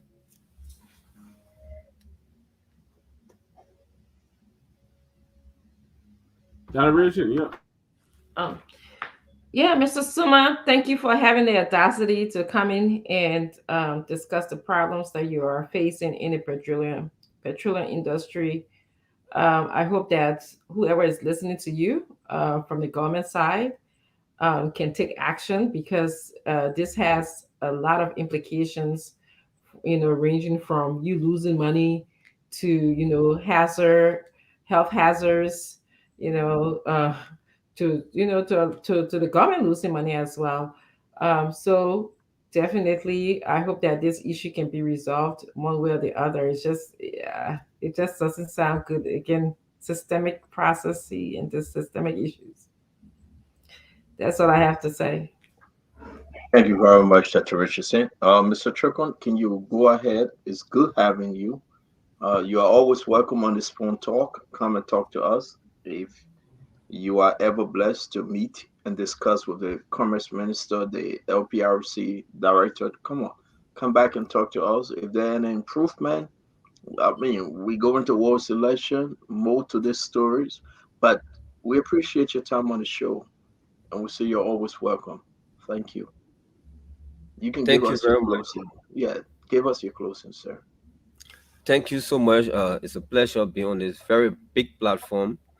I've heard the voices I'm hearing now, but to interact with you guys tonight is one of the best things that ever happened to me in 2022. I'm so grateful, and I look forward to working with you in the future so that we can be able to solve this problem. I'd like to remind the government through the Ministry of Commerce and the Liberia Petroleum Refining Company, this is time that you add now. Don't wait when things start to go bad before you come and want to solve problem. We can solve the problem together if we sincerely get to the table and discuss and be able to find a solution. I thank you very much for the opportunity. I hope to be here anytime soon. Thank you very much. You're welcome, Trevor. And again, we missed somebody today. Who's the other gentleman that was coming? His name? Okay, yeah, Theophilus Man, he's our chairman, our acting chairman. And I'd like Okay. to apologize on behalf of the leadership. He was not able to be here today. Just late this evening, he came down with fever. So he extended he apologized through me to inform the Liberian people and the team that he was not able to be here because of what happened to him this evening. Sure. We wish him well, and we hope we can talk to him in the near future. But we say thank you very much and have a pleasant evening. Thank you. Thank you, sir. Yes, sir. So, Dr. Richardson, Dr. Peabody, I mean, it's important though. I think this issue got to be addressed. Absolutely, absolutely. You know, they yeah, there's a lot of gas slipping around over there, and I think, and then when you have employees of others who have access to getting free gas and selling it off on the sidewalk, or have people selling for them. Some of these people have people who sell gas for them. They get the gas, give it to them at a cheaper price. Who want to go to a store to buy a gab that's about $1 or maybe 50 cent difference when I can buy it right on the side that is maybe $1 less. And that's why we see this, and it's really sad for them because they they are going through the right channel, they're getting the gas through the right channel, but other people are moving ahead and selling it for less price, and they are not making the money that they should make, or not making the profit that they should get. I think it's really sad for them, and I think that guy really put it out there, and I hope those listening from LPRC and others can listen to what these guys are saying and to be able to address it. So But Dr. Richardson? Yeah, I think I'm glad that the information is out to the public.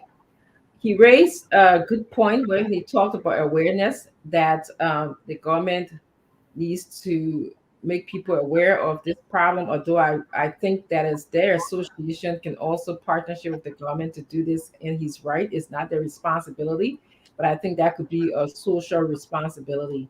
And when we speak about educating the public about this, I think it should include the importers, the danger that they are doing to our country by selling gas to, people who do not have the license to operate. But we cannot say that though. He didn't say the importers are Well, no, doing no, those things. I wasn't finished yet. Though. I just named one sector. I think the importers should be educated. Those who are selling gas that in an illegal way, they should be educated about the danger of how it can affect our society financially and environmentally. I also think that the purchasers, the people who purchase gas on the sidewalk, he talked about the story of how a policeman, gas was just poured on this policeman. I think the purchasers need to be educated as well. I think there should be also examples should be set with them. If anybody caught purchasing illegal gas, I think there should be a penalty for that as well. I want to remind you guys when we in some states when there was a high incident of prostitute, they were arresting the people who are using those services as well. Um, the public then, of course, should be aware as well in terms of the implications of buying illegal gas from the camp boys. And I think social service should be involved with the camp boys. Uh, I think they're doing it for a reason. That's their way of making money, and I think that if you stop them from doing that, they could probably go into something else. So it's a complex problem. It's a complex problem that a team of people need to sit down and have a discussion and come out with some resolutions. I do believe that, it's shocking, but that's a Peabody. Those guys are hustling. Mhm. If it is illegal, like buying and selling it, they are not paying taxes, it's wrong. But you know how it is. That's a Peabody. You know how it is. We've been through it too. Like if you get a chance, somebody give you 10 gallons, you're gonna sell it, man. You're hustling. But not to meet the gas station's owner and listen to them at least, like the commerce minister or the LPRC boss, that's a problem. I think they should listen to them. I think they should work towards something in helping them, that they can find a solution to this. There's always there are pros and cons. Or what can we do? How can you advise this government to address such a problem? But just not to listen to them, I have an issue with that. They should give them ears. And it all boils back to the very high unemployment rate in our country. You know, it's a complicated issue because some of these people that are selling on the street, that's the means of surviving. They got no other way of surviving. Things are tough, things are rough. So if you can turn 1 gallon or 2 gallon and make a profit out of it, then they go to do it. So uh, uh, uh, uh, it's a complicated issue. I can, very complicated because these guys that are doing it, they are just doing it for survival. And if you take that from them, take them out of the street, from selling the gas on the street, then they're not going to make a living. And then unemployment is very high and stuff like that. What do you think going to happen to them? They're going to get right back in the street and start committing crime. So there should be a way around this to help them solve this problem and also to help the seller too. So both of them need to be engaged by the officials, and how we can come together, how we can find a way not to take you out of your daily bread, but at least find a way for you to sell your gas in a way that would be the right way to do it. I think that's what we need to do. So, Yep. I think it was a beautiful conversation, man. Today's Friday, the mall closing very early tomorrow. Yeah, Christmas Eve. yeah. Yeah, but the weather is so bad. Even so, what can you do? You can't go to the mall. I expected my gift of that to Peabody, that to Richardson. No problem. We I gotta don't. we gotta figure out how we get a gift for you because when you buy a gift for a big man, you really gotta sort her I'm out. not big, Dr. Richardson. Look at me, Dr. Peabody. Look at me. I'm not big. I'm not big. The other way. Listen, I'm just asking folks to give me a Wawa gift card. Just mail it to me. It's what, $10, $25. Give me a Wawa the gift card. Wow. I go pick up my coffee Yeah. and a toasted bagel. I'm good. Yeah. If anyone out there you want to give me something, I can send you. I can send you Dr. Peabody address. Send it. Send it to Dr. Peabody, man. Give us a Wawa gift card and let's have fun, man. That's beautiful. Just a hot cup of regular coffee. That would make my day. So please don't say you don't. I spoke to Ray Martin today. He said, Stanton, it's hard to get you a gift. I said, Ray Martin, give me a Wawa gift card.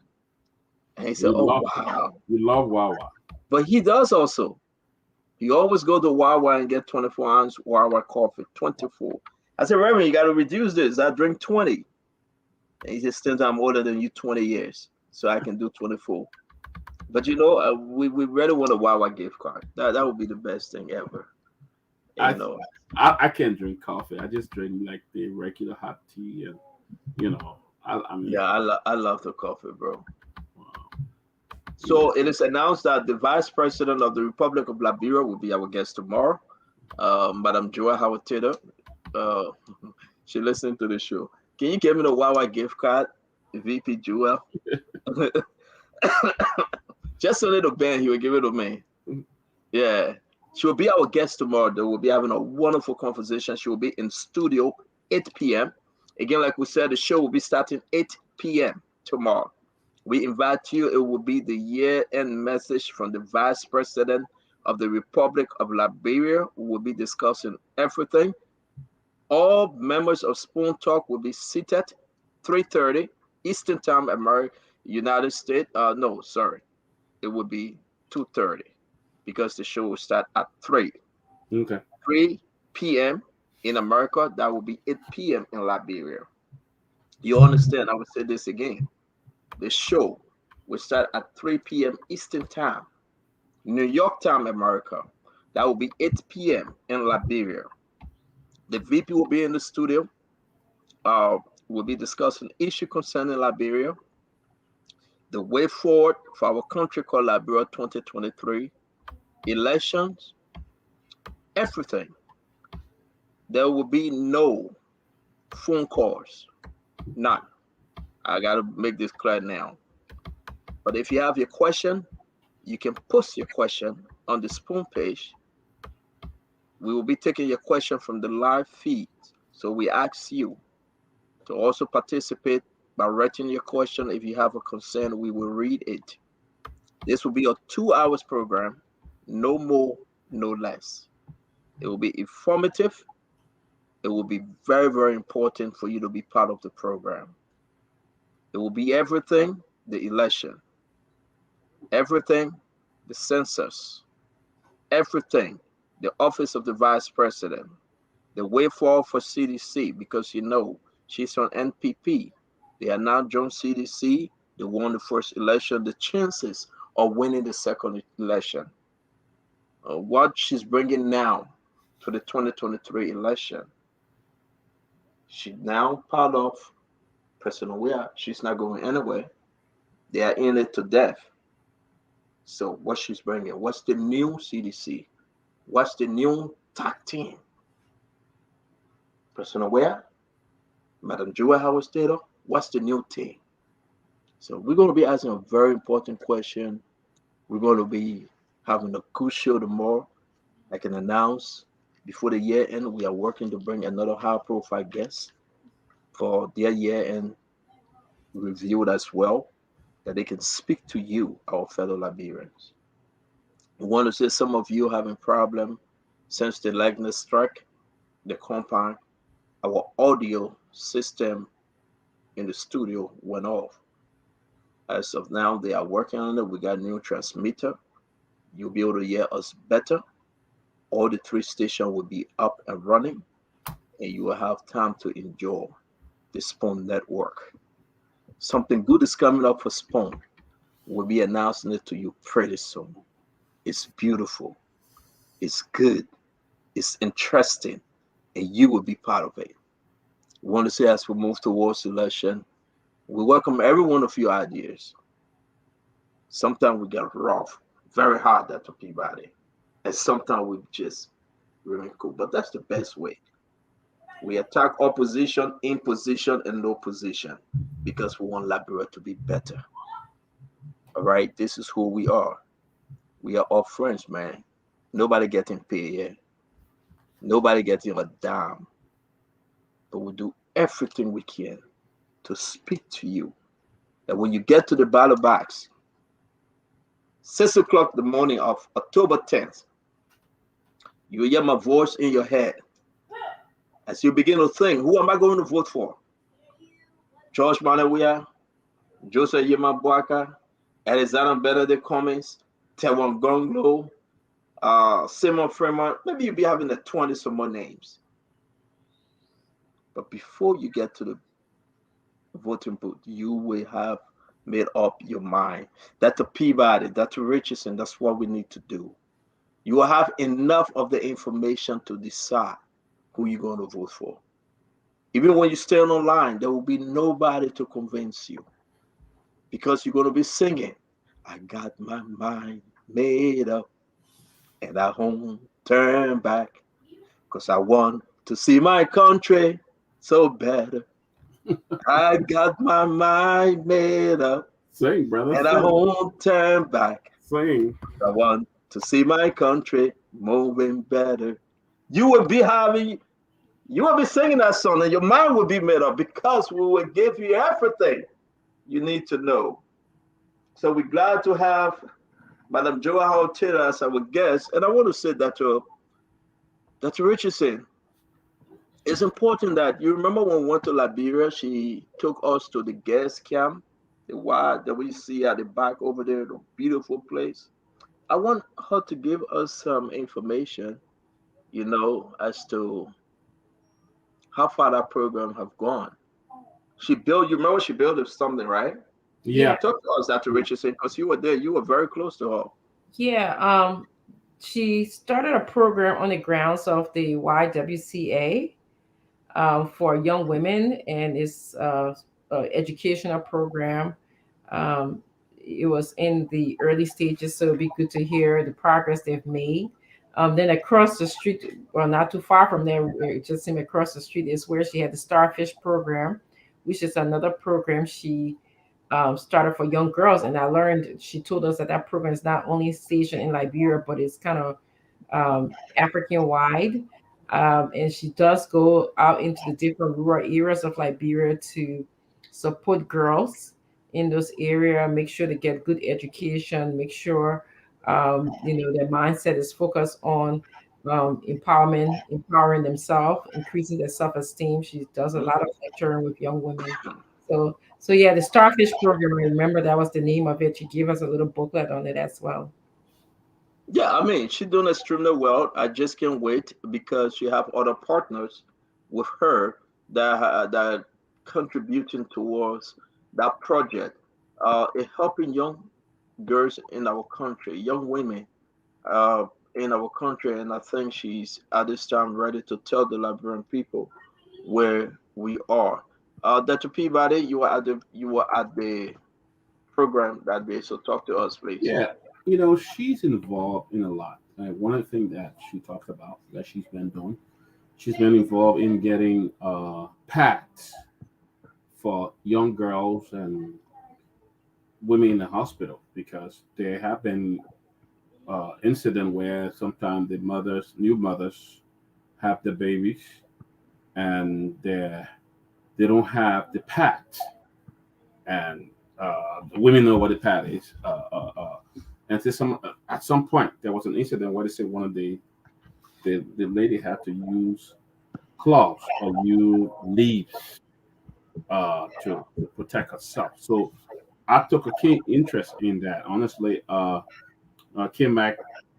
My daughter took interest in that, and I'm going to be shipping some. We have collected more than 3 or 4 barrels of pads. She went to her university and talked to her volleyball classmates. I mean, a volleyball fellow colleague on the volleyball team. She played for the university, so they were able to put a lot of pads together that it will give to. I will be shipping to Liberia. That will go to the vice president project because that is helping children in the village, hospitals where mother give birth. They don't have the pads, so we got that. We're going to be shipping to Liberia, but that caught my attention when the vice president talked about that, and in ways that we can help. So she's been doing a lot of things. I'm gonna commend her, around the country. So I mean, she's a wonderful person, and I'm looking forward. But I know she's a wonderful darling. But we're gonna have a real serious conversation tomorrow. So Before Tumani just squeeze it in, you have no interest in the gas selling business. That's fine. He will only discuss politics or will bring up this social thing. Kev will not show up. Tumani will not show up. Ben, I guarantee you he will be here tomorrow because his mother is coming home. That one is no if and a but to that. But Dr. P, but let me ask you though, something the VP is doing, which and I want us to take some course. Now people are preferring to hear her tomorrow. Uh, the VP is about not only talking about her charity group, not only talking about her office, she will also be talking about Liberia, everything we went through. And at the end of this year, getting closer, closer, closer, it's been a rough year for this government. Now, not the president, George Manawia, but the vice president. How big is this program coming out tomorrow? It's a big thing because it will be a year since she came on our show. And we can see there's a different VP now than when she came on the show last year. Okay. We see a new smiling face, Joel Howard Tiller, uh, excited on the road, moving. We see a different VP now. We see responsibility being dedicated to her now. We can see her going around having press conference, talking about different issues that she was not maybe invited to or not even involved in the past. Now, But what have changed? it's For example, I know we'll take a phone call. Let me do this quick run around. What has changed? 49 days, President George, we are still out of the country. The VP was right there in the church. And the president recognized her. The census issue, yeah, it was rough for 712. yeah, The VP went there, everything went slow. So yeah, to me, everything went quiet. yeah. And we can say on this show, she went there. I read it. I want to ask her what did she do, though we have not gotten the census result, but everything went slow. Now the next issue here is that though, at the campaign headquarters, she was right there. You know what I thought about? When she and George Manoia won the election, and she Mhm. took the handkerchief Yeah. and cleaned her face and turned it over to George Manoia. It's like that agreement have been rejuvenated. Yeah, because what I told the VP like last year, I thought she would have even resigned sometime last year because the tension and the pressure and the disconnect with her office and other places was just major. I'm telling you, I thought by now she wouldn't have been there, but it's like she's stuck in there. She held her ground, and I saw VP who was giving press conferences around recently, and the Liberian people got to listen to hear from the government. Maybe the first time that at least the VP could get out there and give press conference, and people could hear what was going on and what was happening. So I don't know what has changed, but something has changed because it was not the VP I knew from last year. I You're saw. quite correct. Let me bring in Dr. Richardson. Dr. Richardson, same question, and we see that Tumane is with us and our brother Kev Hassan with us. Dr. Richardson, something have changed about this VP. How big will that program be tomorrow? She's coming, not like mm, she was holding back something last year. It's like something was happening to her. But you saw her when the president returned at Legis headquarters. She was there making the case. In the church, she's right there. The president referred to her, though I left the country, in charge of the cabinet, Musa Dean, in consultation with the vice president. The president is using her even more, empowering her even more. What has transformed? What is happening with this team? From an opposition, I want you to talk to Liberians tonight, please. Yes, it's going to be a major show tomorrow. I urge all of our viewers and listeners to attend. And as you said, they should type their comments in. questions that they have for the VP. You know, despite the VP and I have a different interest, political party interest, I believe she's a very, very smart woman. I was really impressed by, you know, the moment we went to visit her, the way that she explained, you know, some of the issues in the country. You know, I have no doubt about her intelligence and her ability to lead the country if given the chance to. And I think that's what we saw. We saw a VP who perhaps you know, I guess I don't know if I should apologize to say that, who is much more skillful in being a leader than her boss. And that's what she demonstrated. When she shows up here, I think it'll be helpful for her to tell us what changed. Um, is she now going to be more visible to us? I think that question that you asked me should be directed to her. Something we know something changed, and maybe that's what she can tell us. But you know, she's a smart woman. Honestly, she knows Liberia. She's been in in politics for a long time. She was a senator for Bond County. So you know, I think she knows her job. Thank you. Sintumani George. Oh, he left? Okay, he's now with us. Kev Hassan, come in. Kev, the VP will be joining us tomorrow. How powerful would be the program tomorrow? And then also, what you expect? Do we Well, have tomorrow? Do we have tomorrow with us though? no. No. Go ahead. Okay. Sorry for running late. I had some little running around today, and how you guys doing? The VP appearance tomorrow. Is will be powerful. Um, she will come on platform and explain uh the vision of this government and moving forward, what to come. But make no mistake. Uh, uh, I hear you saying maybe something changed. This VP always strong. He always had a very good working relationship within the government. You know, a lot of speculation were around, and hey, that's how it is all over. Even in America here, the speculation between Pence and Trump.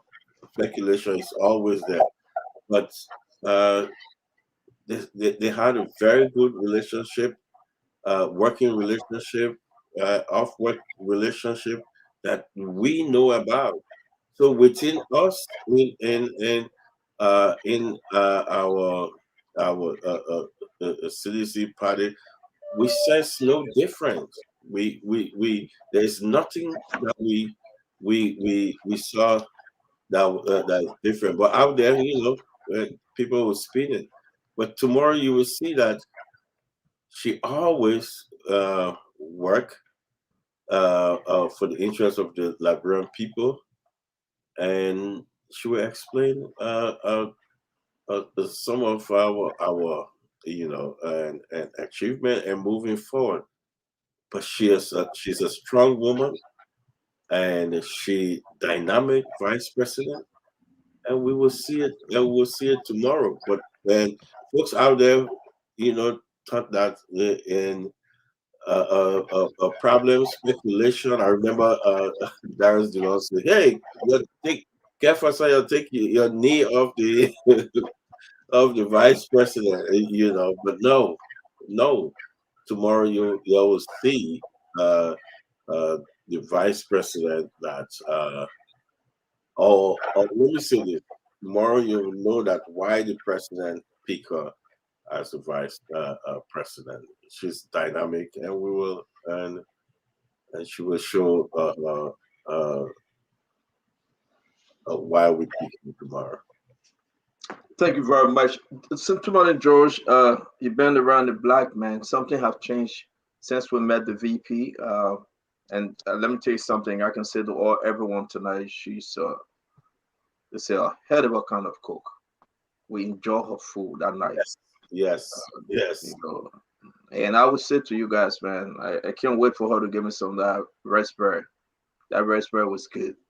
It had ginger in it. It was so, oh man. Going back to Liberia, I felt somehow, but once we enter her home, was it fufu with crab soup, right? And you have the chuck rice and gravy, Check rice and and check rice and and that's the one I ate twice. yeah, and I ate the rice, right? And she said, "Stella, come sit over here." And she was eating, and that was a good food. But I want to say You were Sintomani dropping the Josh. space for I see. Oh, you I say was, they yeah, were yeah, I was jabbing. No, you guys don't know how to jab. You gotta pretend a little bit. I was jabbing, but you went for it. Sintomani Josh, she's coming back, though. Doing this thing. This is our every year thing. She come back and lay things out. Have she transformed? Have they Well, rekindled their relationship? first of all, let me say thanks again for coming back. It's no secret that the president and the vice president has some strained relationship in the early part of the administration. It was very, I mean, at one point in time, the vice president almost resigned, but I think her pastor intervened and prevented her from resigning. The pastor played an important role. But it was good for the country that two of them decided to reconcile whatever differences they had and come back together. And she's a very smart woman and with experience. And she's someone who is like, whenever you're taking a vice president, someone who is ready to be president, they want. So just in case anything, the president, the vice president will take over. So she's somebody who I believe can conduct the affairs of the country. We saw recently when the president was away, she went to the mic, something we have not seen the president do since the administration, to come before the mic or have a press conference like that. We have not seen it. So, but she did it. And she performed, she acted like a leader. And but tomorrow, everybody said it's about the greater good of the country. We are asked them about the issues concerning the developmental agenda, what they ran on, and what have they implemented, how far they have gone with the campaign promises they made. So tomorrow we have a very frank and respectful conversation with the vice president and hope to have get a answer from her that we have not gotten from the president. So maybe she'll be able to give a lot of answers tomorrow. You think we will go to the phone line shortly because we got like 19 more minutes. You think she and the president now, they there yet? Do you Oh think yes, it is all goodies now? Jolly jolly. oh yes. I saw them. In fact, after the program at the CDC headquarters, the president arrival, I think both of them rode the same car together. And then at the Christmas lighting, I saw them holding hands, going to put the Christmas tree lights on. And it's election time, and the president needs his vice president by his side to seek re-election. So she's a strong woman in Bong County. Her parents are from Lofa and Bong, so the president will need her. So they have to be cordial and go on the campaign trail together and in seeking a re-election. So I think they're fine. I believe it's very fine right now with both of them. Dr. Peabody, let me twist this thing real quick before we go to our sister Richardson. Dr. Peabody, the VP, we know her history. We know where she came from. We know who she is. Do you think from the opposition, those guys can find a VP that would be, VP more unlike Joe Howard Taylor? Do you think we have anybody out there that can be so electrifying when you talk about Joel? Well, I want to be more approach this more from the womanist view. I think there are a lot of great women out there as well. There are a lot of great women and there are a lot of other great fresh person out there. And Joel Howard, the last few years has not really come up to be who she wanted to be until the last few weeks. I don't know whether it's because of election that they're giving her all this power now and stuff like that. But there are a lot of other good women out there who can really be a powerful voice. We have Mrs. Gonglo, we have Miss Gonglo, Edith Gonglo. We have our Nobel Peace Prize winner. What's the lady's name? I don't remember. remember her name. Bowie, name my Bowie. You know, just a few of them, you know, out there. But there are other strong men out there. Tyrone Gongo can be an excellent vice president for anybody, for Joe Baga or Mr. Clemens, and you know he's very strong on that.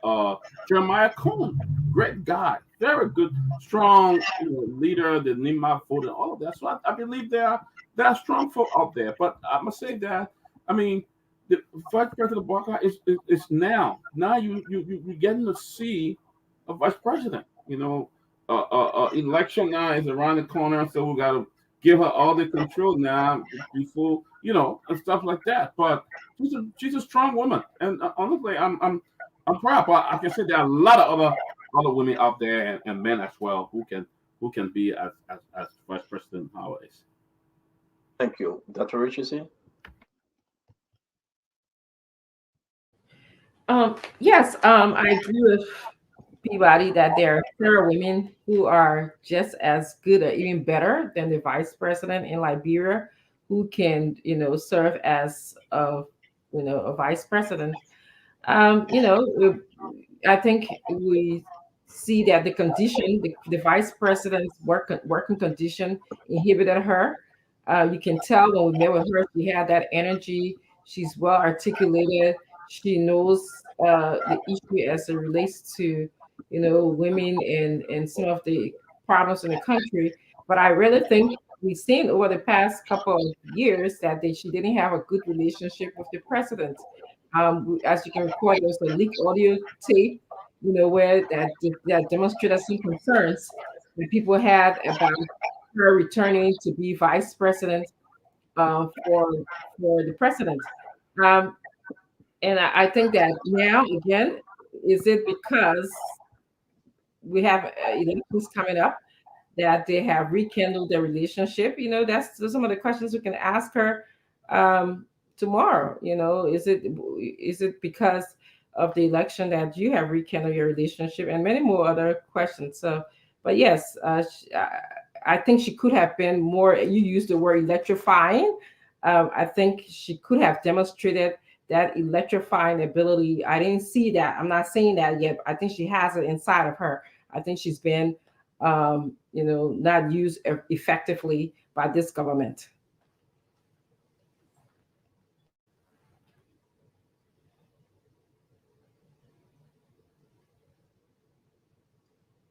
I think Did the CEO get off?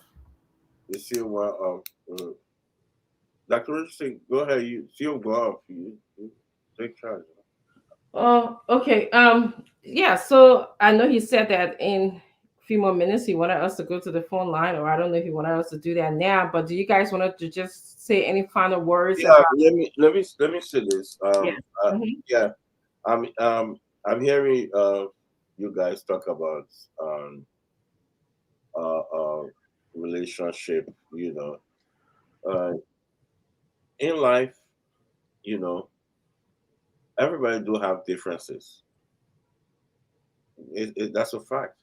But the level of which you're saying, like my brother said, she had the point of resigning, and that story is not true. There was no point that she said she was going to resign or pass. So that story is not true. As when where I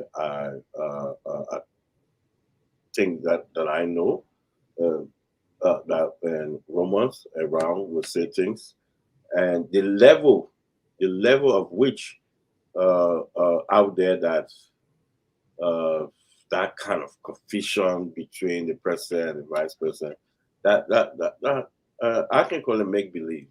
That's what people want to feel around. Um, but she committed to the CDC. She will be, and she recognized the president, and that's her boss. And the president recognized that the vice president. So what out there is make believe. That's what people want to believe. But but what people were expecting to see that, is she going to resign or she will do this? Go where? She's a very smart woman. She took the job to deliver, and she knows she within uh, a party that will deliver. And tomorrow, she will explain how they're going to take this country forward and where they took the country from. I don't think that's a concern, that's a worry about what people are saying out there. She's a dynamic vice president. See, you ask a question, who out there? I don't see anybody out there that can bring what she can bring to the various party. If you look among all the female, who out there can bring what she can bring? She's dynamic. President of the Senate, banning the Senate, know the issues. Who out there?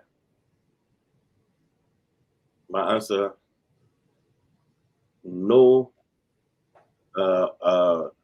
political party out there can match Joy Howard Taylor in picking a VP. Nobody can match her. Nobody. Thank you very much. Let's hear from St. Thomas and George. The same question, Judge. Who's out there? They got several women that can match the VP. Several women out there. I can name them. Several of them, like Senator Kangai Lawrence. You got Lema Bowie. You got Sarah Beslo Yanti. Yeah, and I mean they are there. They can match her. One of those like I have Kev saying is not true. Kev, sometimes I wonder because you have no idea sometimes what the things you say. Well, I can tell you, you guys my witness, that the VP came to the point of resigning or her pastor intervened. Let me let you know this. Her pastor intervened and told her not to resign. And again too, especially sometimes some people have no history of activism like politics like Liberia. Because especially from come to school to college, some people have no history of it. And when sometimes they come and try to feel as if they have control over the politics of Liberia. Wonder just perhaps sometimes maybe they just got on spoon before they know about Liberian politics. But I can challenge. Again, you have no history of politics in Liberia. You have nothing. But Kev, don't even that place. You have no idea. Tomorrow, don't attack the man. Just make your point. He attacked me too. He attacked me. When he attacked me, I was after him. No, stop. He attacked me earlier. He must stop it. Tomorrow, we shouldn't do this. But he must stop it. Tomorrow, let me make our point, please. Yeah, but he must stop it. Senator, he must stop it. He might not win. We are not let him be coming with all try to interfere with my comment. We are not doing this on the show. Let's just move ahead. Yeah, but I want him. He must stop it because he have no history of politics. It's even politics like bro. I just don't talk. So let's move ahead now. Let's move ahead, please. Let's stop this. I'm not even doing like bro politics yet, but this point you want to come be attacking me. Better watch out, buddy. All right, we'll come back to you, Sintumani George. Dr. Richardson, let's go ahead and put this thing in perspective. We are talking about folks out there, right? That with, you know what, names been mentioned. They Edith Gangaway, Sarah Yanti Beslow, Nima Bowie. We agree. Oh, Senator Kanga Lawrence. Those are females that can bring up something. But do you think, Madam Joy Howard Taylor, you think, I'm not trying to compare. I'm just saying, as electrifying as she was, making the case, former vice president, president of the Senate, everything, do you think President Weah can ever go into another election without her and win?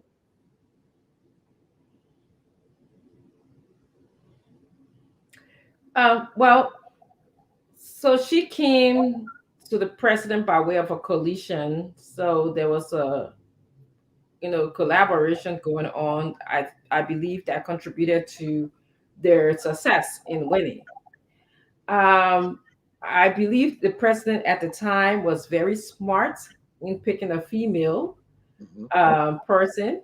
But let's be honest. She has her strengths and weaknesses. That if someone in the opposition, or if the opposition highlight those weaknesses, it could be a problem for this political party, and it could impact the elections. And we'll discuss that tomorrow. I mean, so she comes up. We already talked about her strengths. She's knows the issues. She's articulate. She's got more leadership ability than her boss. But I believe her working condition has not allowed her to be as electrifying as you have described her. I think she could be. Oh, she could have made an awesome uh president. She could have given advice. I mean, the president a lot of excellent advice, but I don't think that she was allowed to do that because it was a new fact that they had a How attention in much the can she do? Before I go to Dr. Peabody, how much can she do, Dr. Richardson? He's there. He got to play the role. He's the president. Even here in America, Kamala Harris. How many times have we heard Kamala Harris? So the beauty of being a vice president is that the buck does not stop with you. However, a lot of times you are in the room to give your input. You can, any excellent president was to use the vice president as his or her eyes and ears. And you yourself said it. Once the vice president was asked to lead the whole census situation, how you said it. I mean, I still have to follow up. You said things got quiet down. So that tells us the impact, according to you, of her effectiveness. Now, she can serve as we need to find her then. Has she given the president advice on the rights issue? Did she give the president advice on, Fair question. Fair foreign question. foreign affairs issue, MCC? Has she given the president advice on education issue? And if she has, then did he take it or did he not take it? How accessible is she to the president? She should be. They consider the vice president as the heartbeat of the president. So, It's you're right, Dr. Richard saying. I want to bring in Peabody on that point though. It's true. When she took over, we got a clip. She visited Legis of our headquarters. She took question with international partners, Dr. Peabody. They were all on the round table. Samuel Tweed and Lawrence George, every one of them. But prior to that visit, though, the president had dismissed Wilma Smith. So everybody was there right now making the case. But something strange happened, Dr. Peabody. The legislature just went quiet. Now people looking for the total end game of the census. That was a great accomplishment, somewhat, for this vice president. To Dr. P. Richardson question or concern comment, will the president then use her even more on the rest issue and on other national issue? Well, I think again, most of the issues that happen in our country, if you had a leader who will only speak to the people, it will calm down situation. And that's exactly what the vice president did. She didn't hire herself from the mic. She didn't hire herself from that, but she came up, took responsibility, and said, "Look, we are working. We are doing this. We're international partners. The census are going to start." People felt some level of confidence that at least somebody from this government have come up to talk to us on what is going on. But let us not take this for joke. The vice president did threaten to resign. I preached at Restoration Baptist Church in Monrovia. I was the guest speaker, partner there. And we sat there and had a conversation with the pastor. He said, I had to intervene.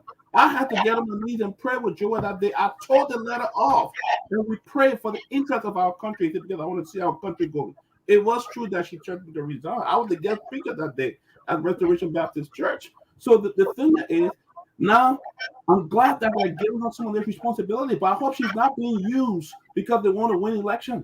That's why they're giving her all these tax lines. And then once you get election again, the disrespect of this lady so much. There were times she went to see her boss and it said she could not see her boss.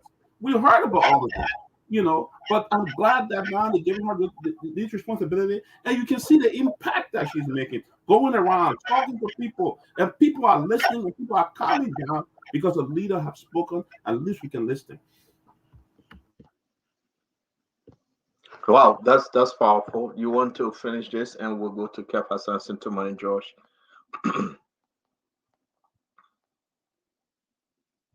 Joji, you want to weigh in? Yeah, usually when a president is on a second term, they always like the vice president will probably would run on the president for the next term. So if if the president is re-elected, you can see the vice president playing a major role because usually preparing them to run. She tends to run for president. You see it in all over the world that whenever a president is on his second term, the vice president play a pivotal role because they prepare the vice president to take over from the president as they leaves office. So if they are re-elected, she'll play a major role. And quite recently, when the president was out of the country, and she saved the day because there was a lot of issue alleges. She mounted the podium at the Ministry of Information and addressed the Liberian people and the press, took questions, and gave them assurance that she was personally going to intervene to ensure that the process starts and make some progress, which we saw. So I mean, there's no doubt that Madam Taylor, she's a very hard educated woman, smart woman. No doubt that she can be a president to be one if the opportunity arises. She can become president. So I have no doubt about her qualifications or her leadership. So I have high respect for her, and I believe that she has served this president well. Hope she will continue to uh, exert the control and authority she has as president of the Liberian Senate, and we'll see what happens on the campaign trail. But we wish them luck, and we'll see what happens in the next few months. Thank you very much, Kev. Close up that we can go look for our last minute shopping gift. Yes, So, sir. yeah. The problem I have with folks who on the other side, sometimes when they say things, I tend to say to myself, "Wow, that's all I can say." The function of the vice president is to assist the president. That's what the Constitution says. So when the vice president go and do a work and say, "Oh, why the president not talking? The vice president talking." Start talking with a spoon. Are we not educated enough to know that the Constitution said that the function of the vice president, one of the function of the vice president is to assist the president. So if the president is away and the vice president executing the duty that she was signed for, and people try to put it apart, am I alone in this? Am I crazy that we don't know that the function of the vice president is to assist? And you ask a brilliant question, Camilla. You telling me if Joe Biden leave this country, Camilla act, you will separate them? Sometimes, people should not use politics to let the intelligent side of life go spend time. Don't let your fact that you were born as an intelligent man to spend time because you want to play politics. Don't let that spend time. Know your constitution. Know the vice president is there to assist the president. So if the vice president go down in Banga, whatever the vice president do is assisting the president.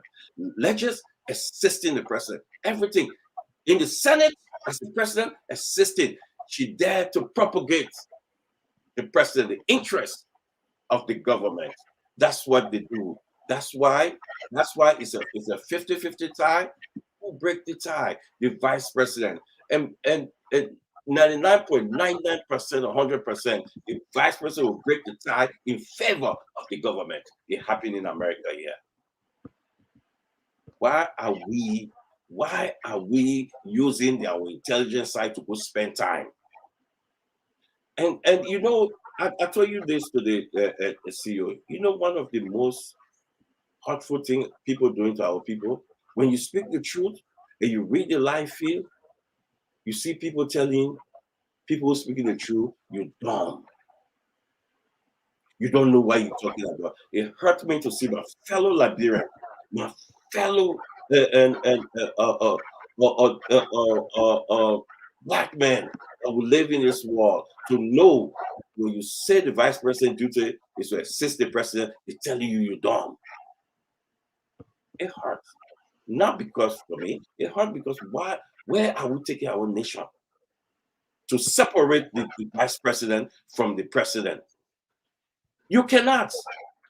But the failure of any government is on the vice president. The success of any government on the vice president. Biden ran on the success of Barack. Biden ran on the success of Barack. Why we gotta make our nation this way? Say, oh, why the president can do, the vice president do it. Everything the vice president do comes from the blessing of the president. So if the vice president performing her duty, this woman, she's very educated. She will not do things that the president don't know. We're not running a gangster paradise here. Only in Liberia, I can see well-intelligent people speak in some way. Then I wonder, your intelligence side go spend time? Don't do that. Go to your constitution and know that the vice president assisting the president, that's one of the functions. Thank you, CEO. Thank you very much. If you guys have anything to say, I want to be grateful to God that we'll be having the vice president as our guest tomorrow. We invite you, please, again. We will be in studio. The show will start 8 p.m. Liberian time. That will be 3 p.m. Eastern time, United States. Or wherever you are, please check your social media time zone. We will be on Spoon Talk having a conversation with the Vice President of the Republic of Liberia, Her Excellency Madam Joel Howard Taylor. Again, we want to say to you, once she's seated, the show will begin. No late comments. We will be having a full discussion concerning Liberia. Please post your question on the live feed. There will be no phone calls. We want to have a very, very, very good conversation. We will talk about politics, social issues, the bread and butter issues, situation in the country, international and domestic geopolitics. We want to say it will be informative.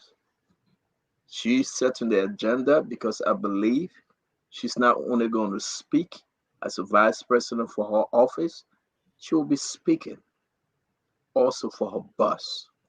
Some of the policies issue will be coming forth.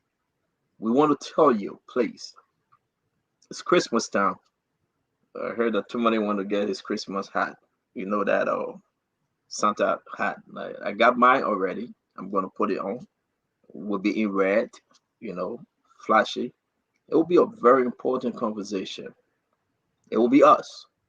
1, 2, 3, 4, 5.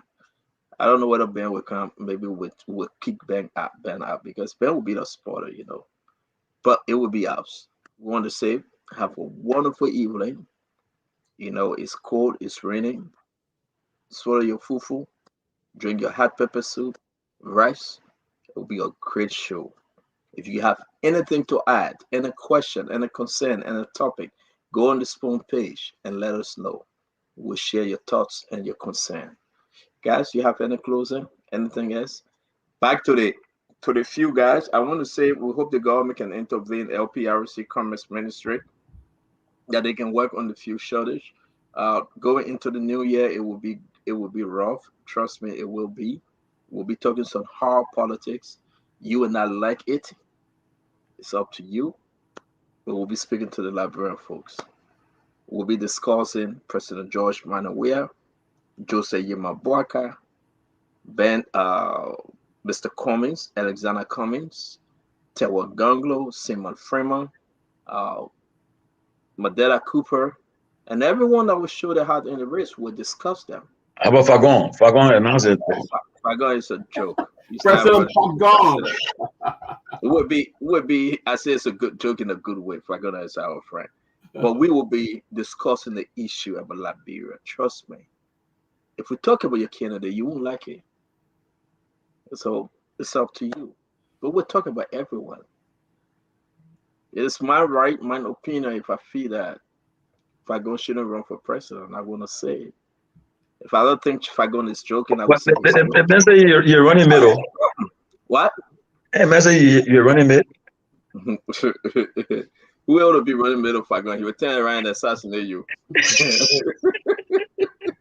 Who ought to be Fagon running mid? I beg you, yeah. But guys, if you have nothing to do, I'm here. I'm sitting in my corner, and it's raining. Rain is luck. Shower is blessing. And again, I want to say it's good to have you all, man. You have anything to say?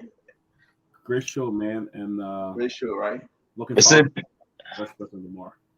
It's a peace on earth and goodwill towards all mankind. And there's a season of giving, and Christ is the reason of the season. Yeah. Merry Christmas to everyone. The man that memorized that late thing. Somebody said, the man that memorized that high school thing. Let me extend season greetings to the enabled platform and all of those past participants. Merry Christmas. Awesome Sabbath. Oh man, we appreciate that's beautiful. That's beautiful. That's beautiful. Thank you. Somebody is watching from Complex City, Nimba County, Liberia. I'm watching you. Ansu Krumar. Yeah. But I try to, you see, it's a wonderful event. He's saying something that is not right. If we block him, then he I mean, the man sometimes he behave good, sometimes he behave bad. Yeah, let him go for good. Block him, dude. No, that's okay. That Christmas time, I don't black anybody. I heard that Kev Hassan blacked somebody yesterday. Always write these derogatory stuff, Yeah, Kev Hassan, but why you black someone yesterday? Two. Yeah. Two of my. Yeah, you're always joke, but I was taken back when I heard that you blacked. Yeah, both of them will be out for some time. They can watch though, but they talk too much. So let be out. Who are those? Barbara and Tiola, they will be out. You like Barbara? I heard about Tiola. I didn't know about Barbara. Both of them will be out for a while. Wow. And this is freedom of expression, Kev. You are suppressing the right to speak. They people insulting me all the time, so let it stay. There you go. I think we gotta have a video on the wall. You black too much in front of Tiola. Wow. They can watch though, but New Year will be fine. Oh, you will bring them back after the VP? Yeah. No, New Year Day though, because we don't know who will bring it by New Year Day, so I don't know. So we'll New Year Day will be back. I mean, I beg you, man. Watching for Sesto City, Riverside. Yeah. Wow. That was amazing. Riverside, Sesto. Very far place. I've been there before. Yeah. The home of my grandparents, my father. Riverside. Where Riverside? Yeah. I mean, what's the update on the county meet? I think I haven't been following though. Seriously, I haven't been following. I know Riverside won couple of games. I know my Riverside. Yeah. I'll check on my game. That's it. We wish you guys well. Merry Christmas. Till we meet again. May God be with you. May God keep you. May God bless our country, Liberia. Have a good night. Merry Christmas. See you, everybody. Goodbye.